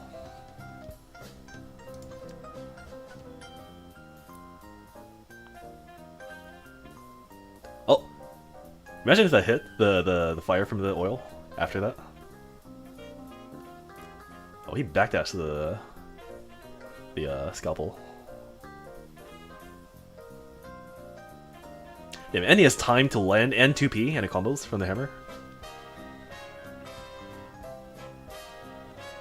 You play the Great Ace of Tourney? I have not. You're not a low tier god. Do you want me to be a low tier god? Oh. Wow. Okay, let me tell you right now. Faust doors, if you see it, it doesn't matter which one it is, just jump back and FD. You've just dealt with all three. Okay, here's an exception, which is if he hard baits, he can do the up door, he can wire C, and then he can throw your jump, but that's about it. Generally speaking, just jump backwards and up D, then you've dealt with all three. It's a 3-in-1 special. I think I'm on now. So Babaloo actually won, which means I'm against Faust. Which means I think I will play...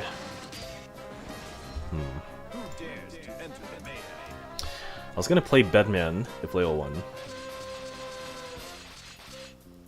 Faust. I think it's 2 PM to pick Faust mirrors. I'll play Soul. Doesn't Updoor cross up this way? No, it does not. It will not.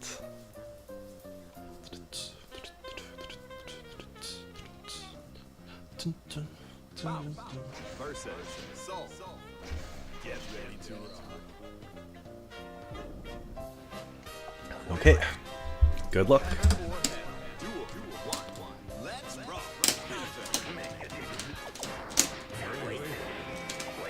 Oh, I was gonna 2D.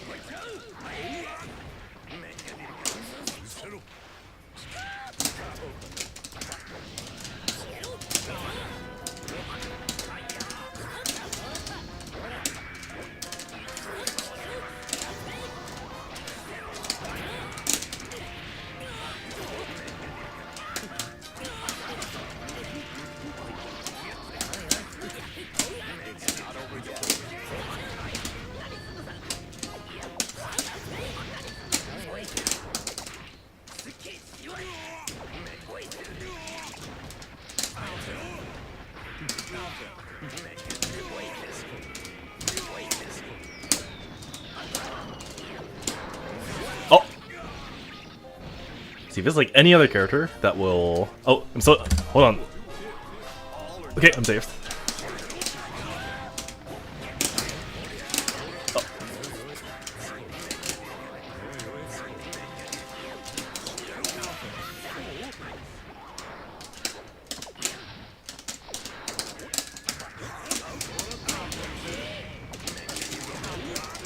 That's not good.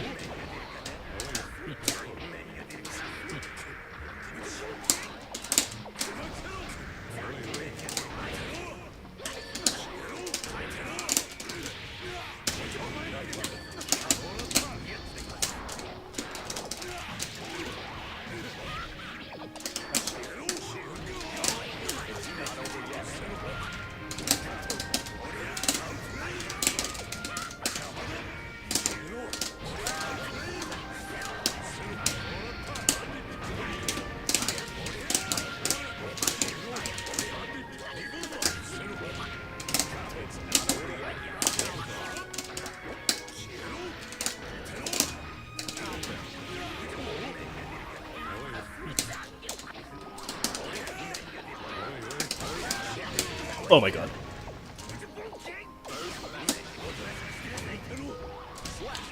Okay. Hold on. I need like one more round to get into the soul mindset, okay? Give me like one more round.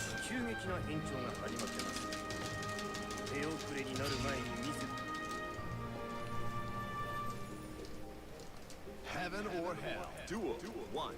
Let's rock.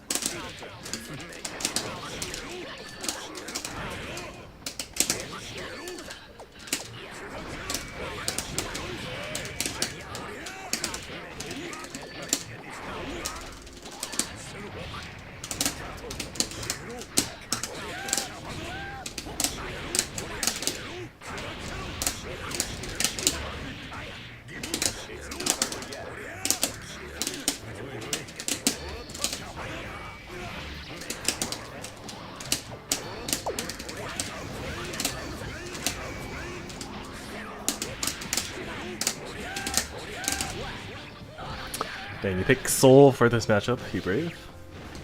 You think so? I think it's okay. I was gonna pick Kai also. I think Kai's worse than this. Oh, where's my DP?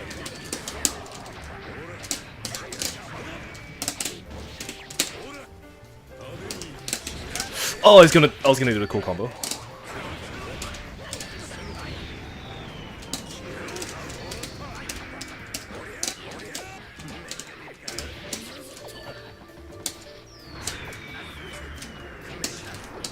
How many meteors is he gonna get?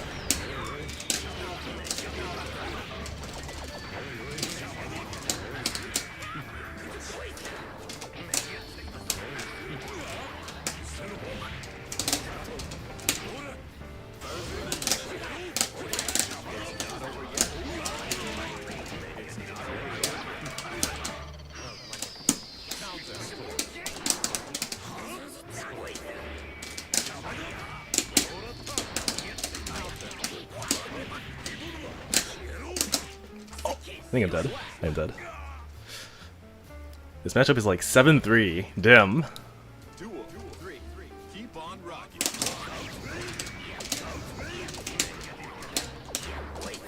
Oh!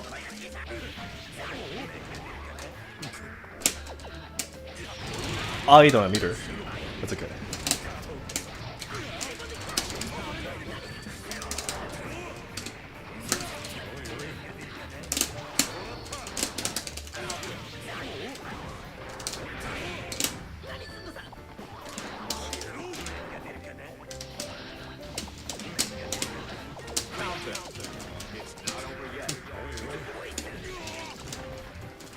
Oh! I'm dead.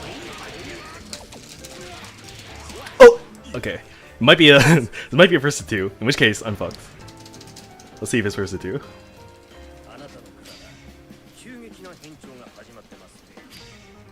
Okay, I guess it's first to two.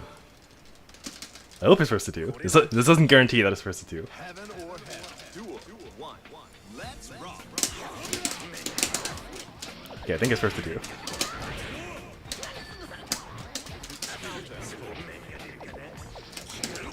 Oh!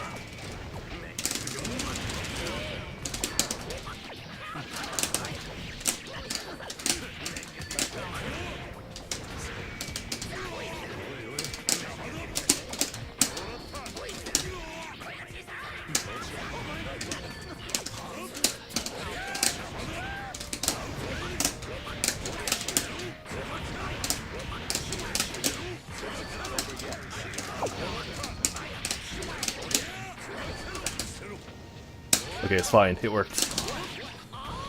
I know it's not a real combo. Duel 2. Keep on rocking. Counter. Oh, so close.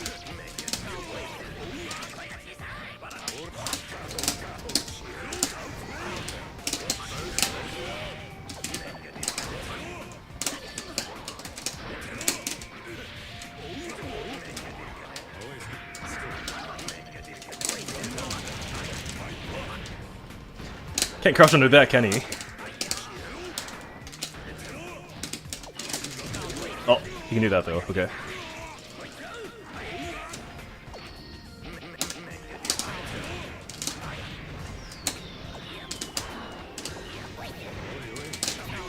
Okay, he can do that too.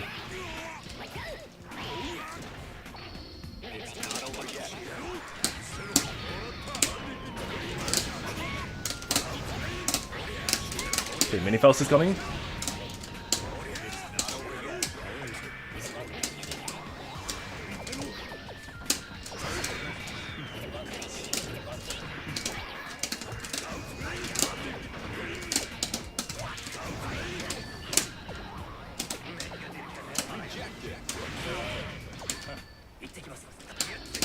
Oh, my throat.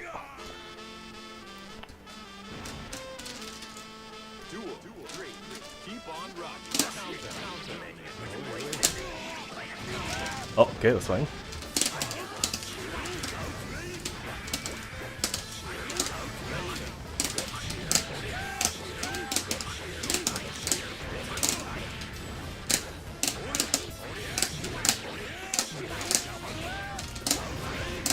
Oh, I want to do the cool combo so bad, but I don't know it. I don't memorize. I don't have it in memory.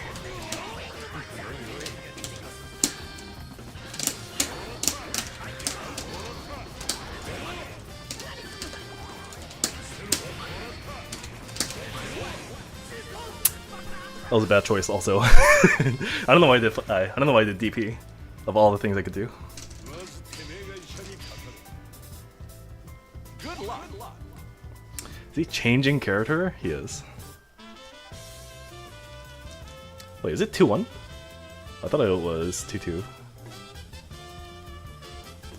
JTD Fafnir. That's right. You need to do Banditbringer right away. He's picking Raven. Okay, let's get into it.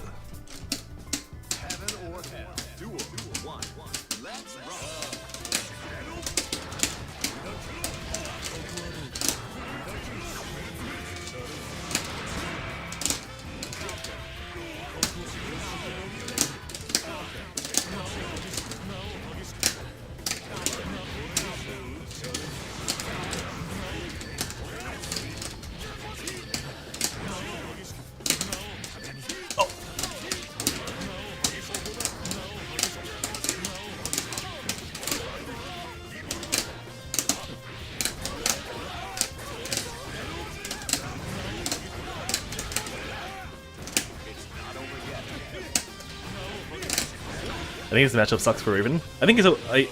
Does it? I have no idea. I don't play this matchup ever.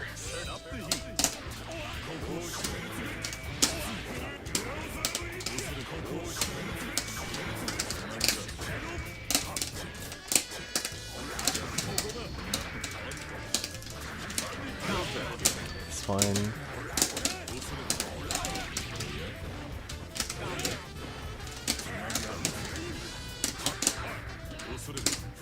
Oh! What a good button.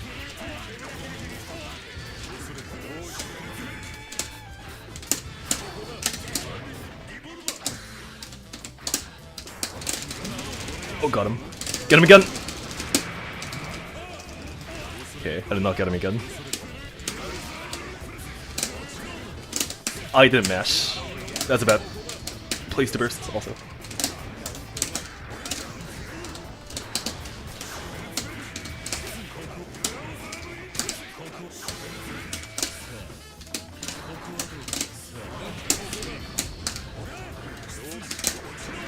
Are you kidding me?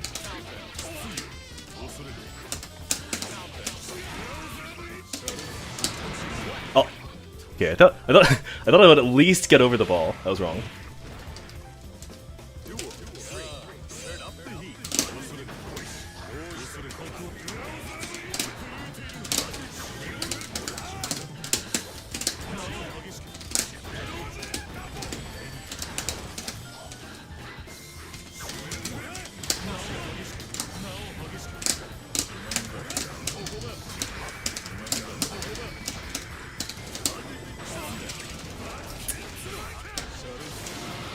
Fake ball.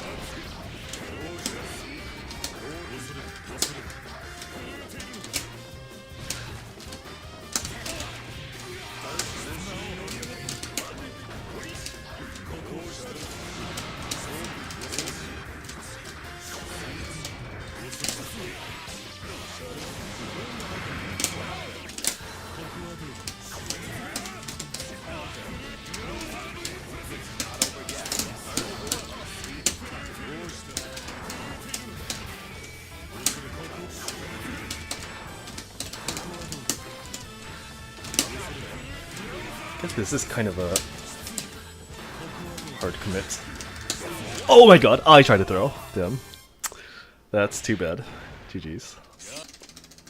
I'm pretty sure you can too, it's just the height is a little weird, that's all. Like I'm a little too under him. Oh, what appropriate music. This is the down... This is the end of the low tier journey as I play Soul. Alright. Yeah, because usually, if you're JPing, so let's see JP for Raven. Who dares to enter the mayhem? Soul back up. If you have Raven here, and he does like JP on you, I'm pretty sure his JP has a gap PVIB, which means you can throw.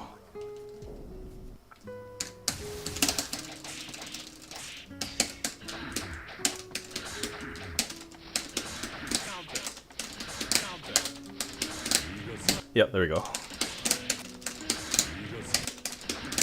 So this thing that's happening right now is basically happening.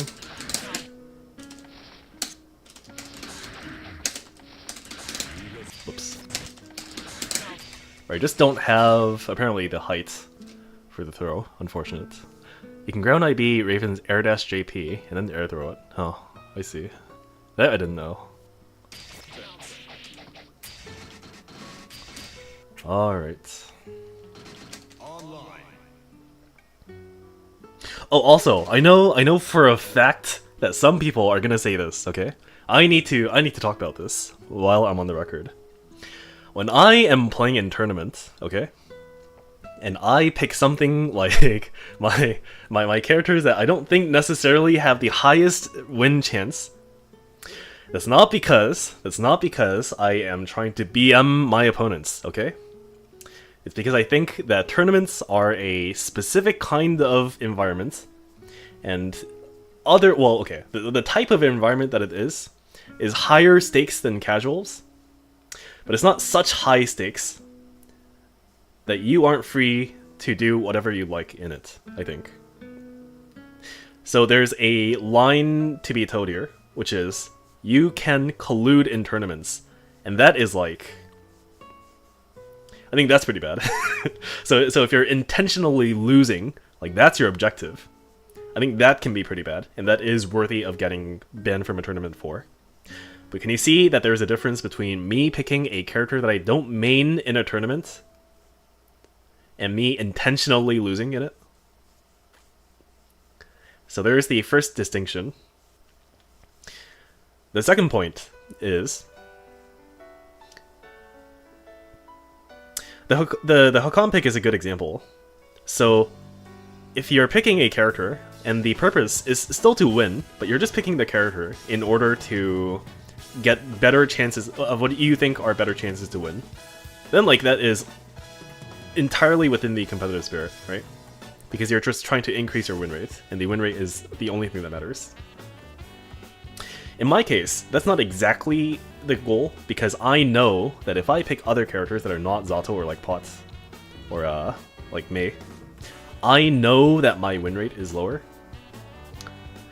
But my goal, ultimately, is still to win the tournament, right? It would be problematic if I went into tournament and I was like, okay, I'm gonna lose this match because I want the outcome to be a loss. That would be problematic. And I think the issue is that some people perceive that to be the case when I do this. But that is not the case, so let me say that now. I'm a little sad that I have to explain this, but it does have to be said. Like, look at it from my perspective, okay? I played in so many online tournaments by this point that each like individual tournament that I play in is like the reward of winning a net play tournament for me is very low, to be honest. Because even if there was, let's say that even if there was a prize pool for these, the value of the tournament would end at the prize pool. Because for a lot of people, if you win a tournament online, you have like the boost in, I guess, ego, or like you also have like the ability to show it off to people that you know, right? But in my case, like that's kind of whatever. Especially if the people that are playing in the tournament are not people that I necessarily am seeking to gain more experience from. Like, say for example, there is a Mystic, or there's like a Marlin Pie in the bracket, then I would really gain a lot from that experience of like legitimately having a proper match against them in a tournament setting. But it's not exactly like that here.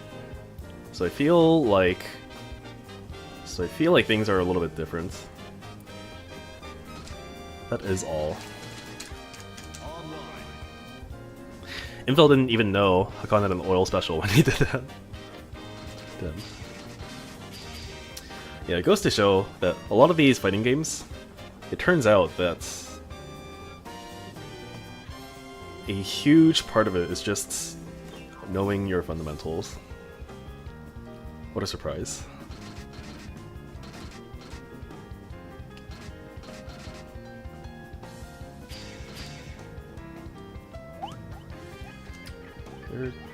Where's the 7th guy? Oh, it's this lobby.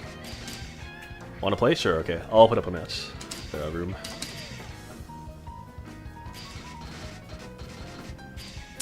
Oh, actually, I kind of I kind of need to play Maple. Okay, I'll do a short set here. Link bathroom real quick. Okay.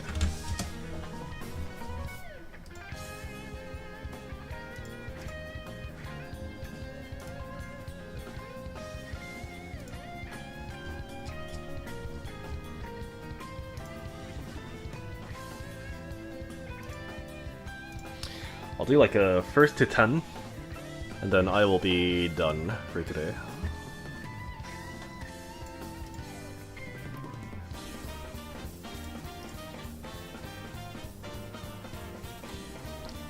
We've got it covered.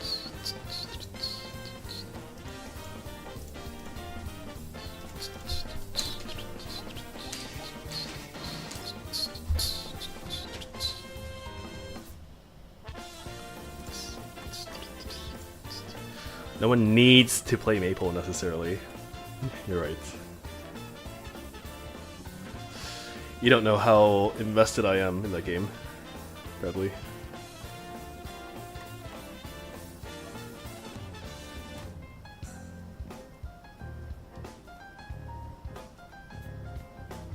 And you know what? Like, the fact that I am here playing Rev 2 instead of Maple is a very significant step forwards in my MMO rehab.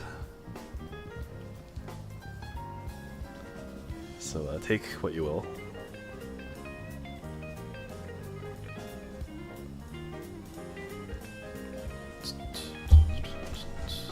I think I'm playing Soul.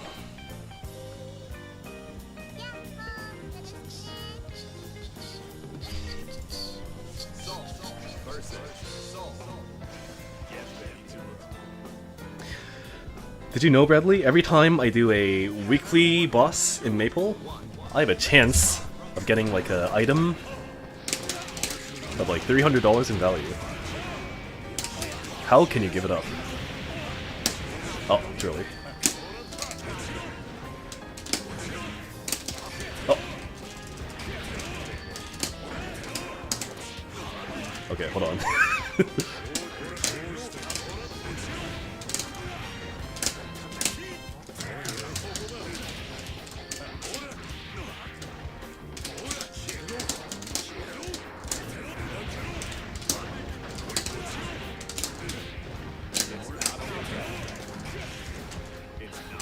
Sounds worth it to me. But he tried to bait my DP with the air blitz. It's unbelievable.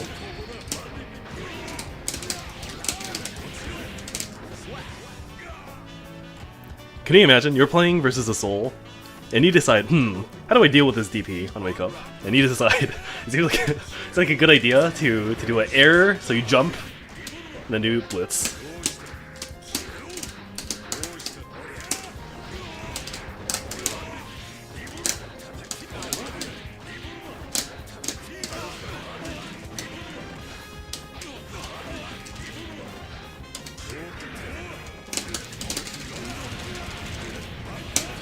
Here's the sweaty combo. It's sweaty because you need to jump and stall.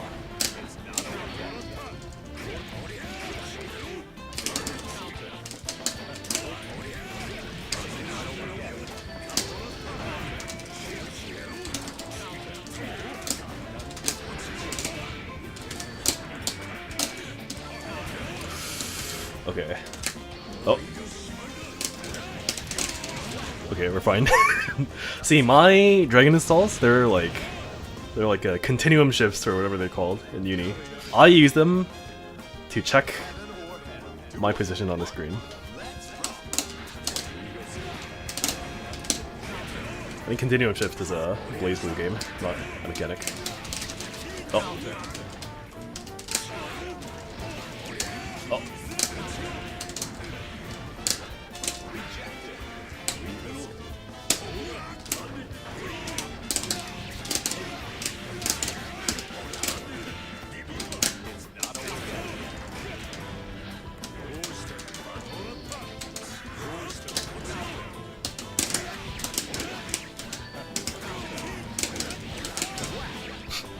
Okay. It's a Blaze Blue game you're thinking of. Chain Shift. I see. Oh.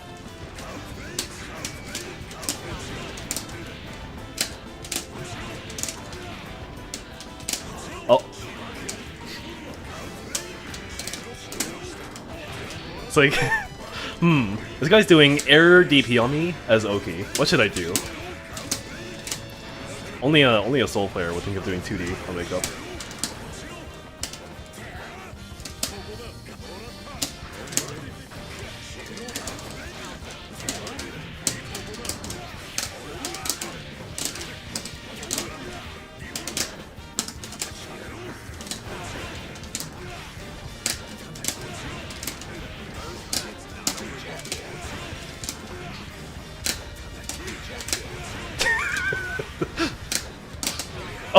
Oh, so close. Actually, I ruined my own setup. Wait, I don't have meter.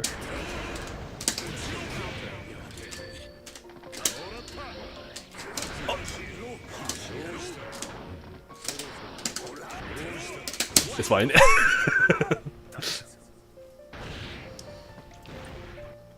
Yeah, chain shift. That's the one. You tap D twice and you get it. That's like, I really disliked that input, by the way.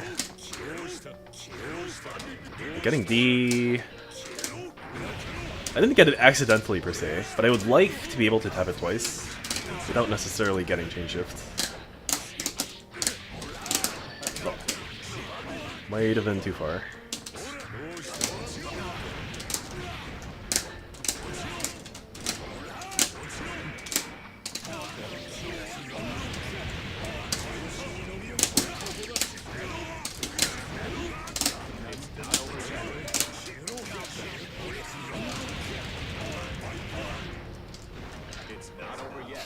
Hope you get 300 Maple Story dollars. Thank you, Bradley. You're the only one that can understand my Maple addiction. Have a good time. Oh! See, if that works, and it doesn't cross up, I have a full combo into the corner.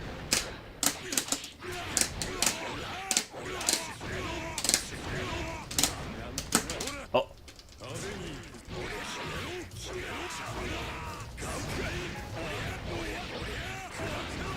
I think he thought I was gonna blitz. That's why he threw, right?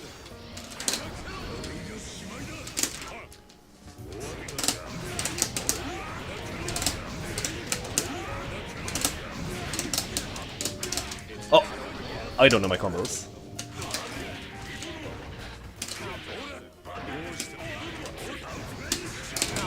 I don't know my IBs either.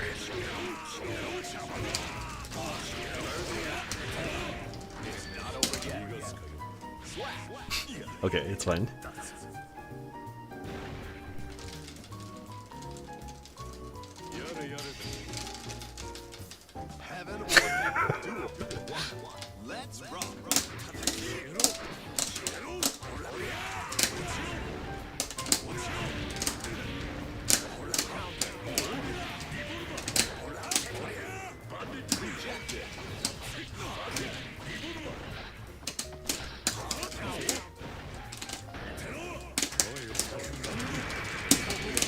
Oh.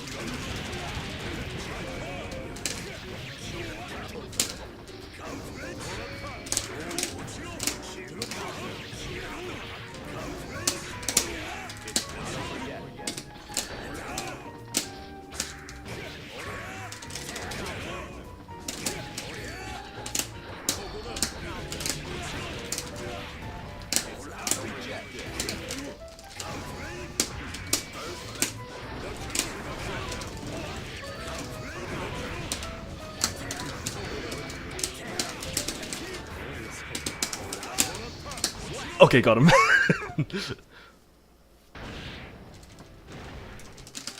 Duel 2. Keep on rocking.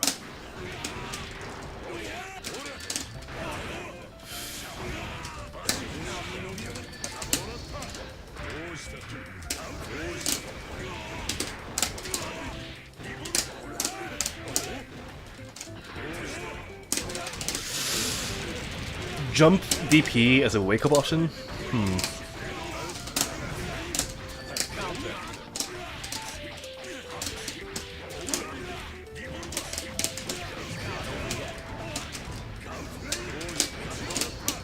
Oh.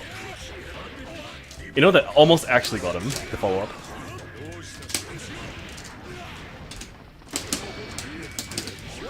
See, good things happen when you DP as Oki.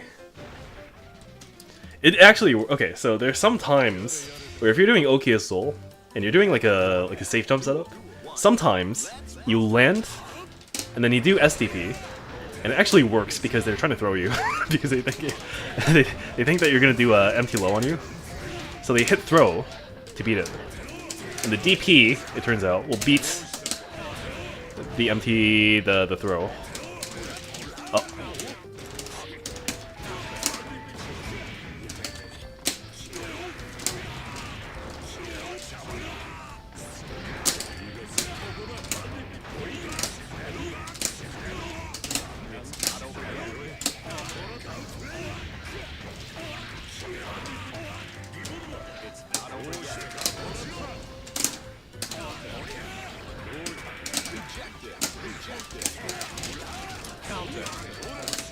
Okay.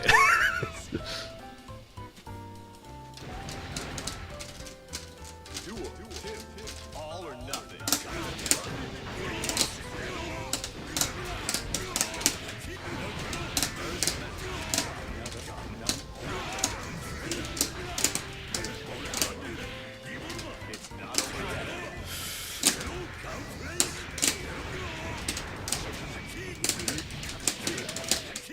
Oh, I don't think this works. Miss Green, it doesn't.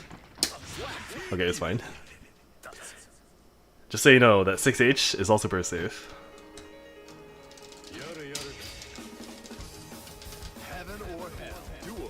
One. Let's rock.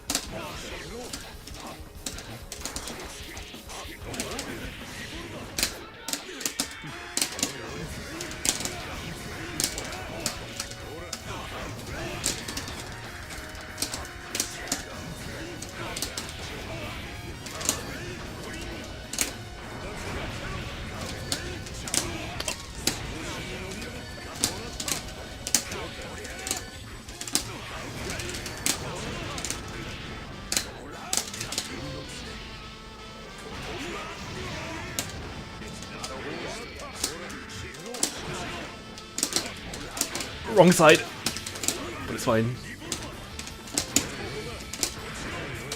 Damn, he didn't fall for the bait. He didn't fall for the bait twice in a row.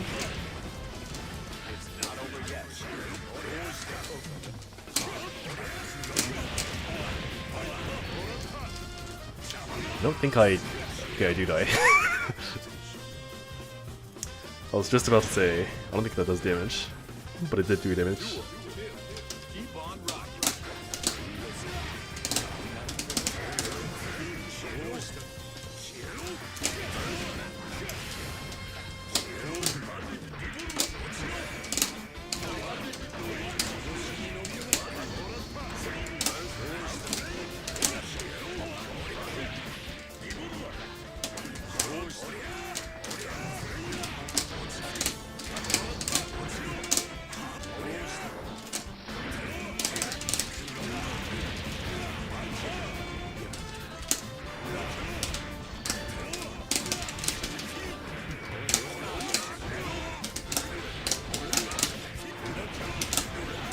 Oh.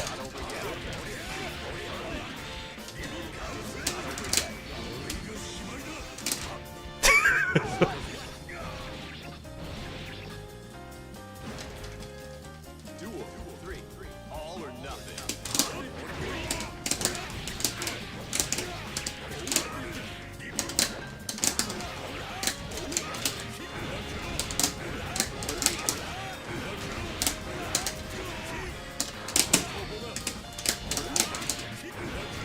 That is a cross-up, by the way. Oh! Please hit! It didn't hit.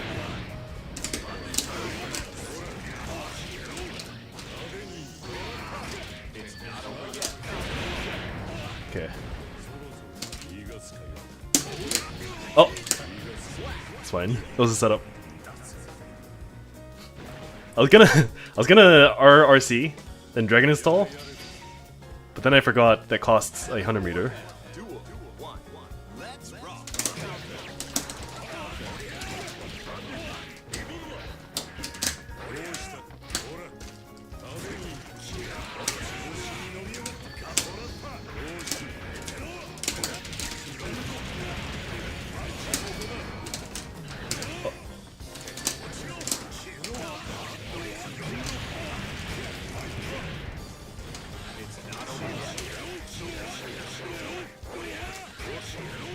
Do I die?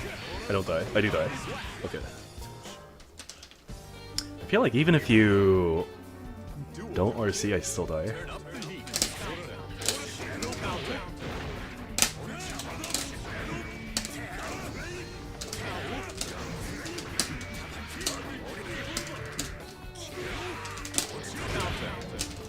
Okay.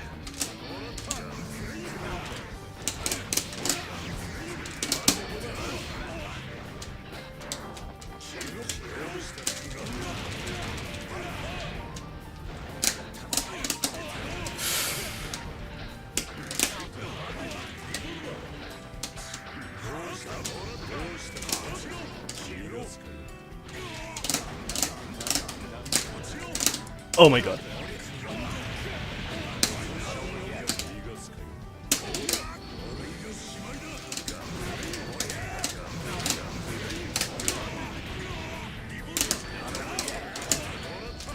Oh, I don't want to die. Okay, there we go.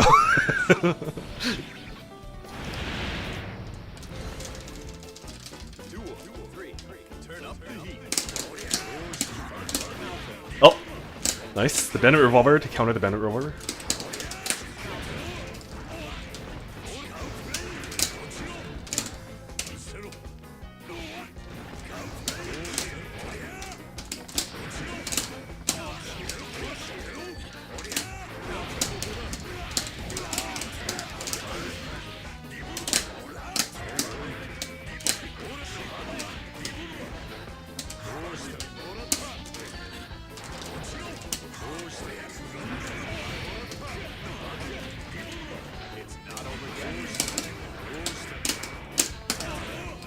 Okay, it's fine. We're still alive. We're not alive.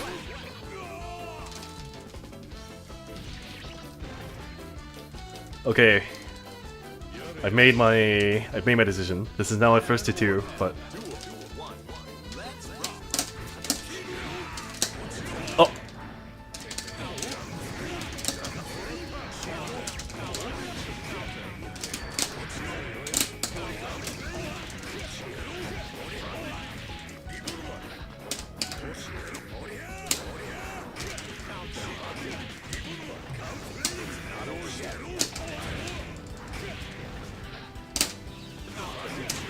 Oh, I thought he would throw.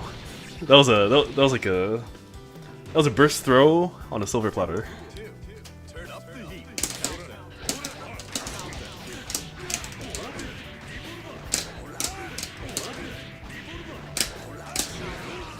Oh, I know exactly what happened. He tried to DP, I crossed up, he got 2H, and he got rewarded with the counter it.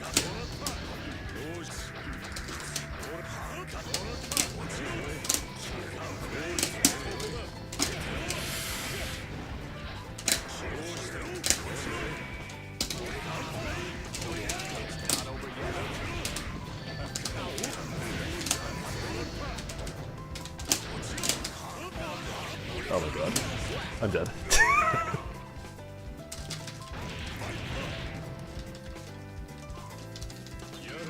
Oh, I'm sorry. The accurate way to put it is I got outskilled by his 2H. It was the universe willed it.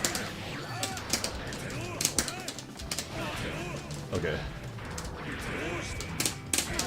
Oh!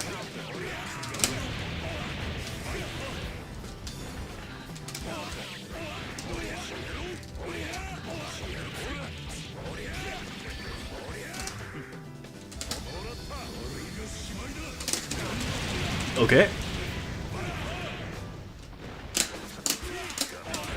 Okay.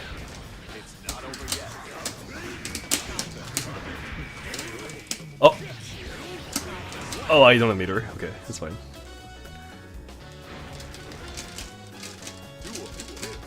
Keep on rocking. 3, 2, 1.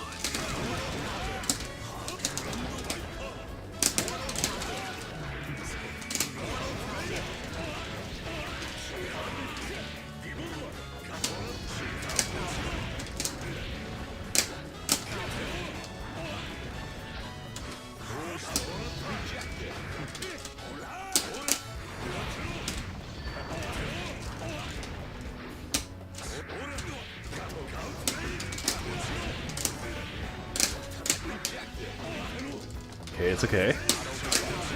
Still very good. Okay, not very good.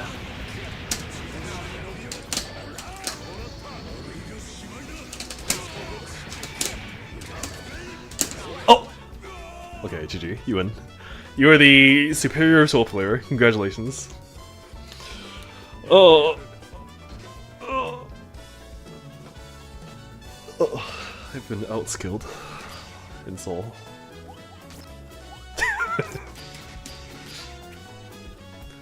I had to play not dumb. I'm ashamed.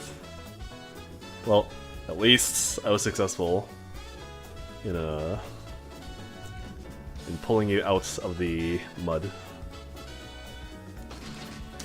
Actually, no. A lot of times it's the opposite. I like pulling people into the mud to play in the mud with me. I like that sometimes, especially when I'm not playing Zato. But if I'm playing like pot,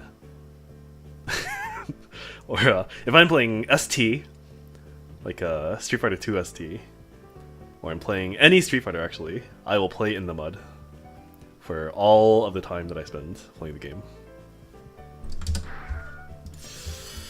Okay, it is the scheduled time for Maple Story, so I'm gonna go and have a horrible time playing that cursed MMO. Thank you for coming. Not sure when I'm gonna be back. If there's a tournament around this time, I think generally speaking I'm gonna be joining a lot of them, so we'll see. Okay, I think Rev Tuesdays and TXTs I'll probably keep joining because they're in pretty good time slots for me. Okay, I will be back soon. Goodbye. I'll also join my Discord for notifications.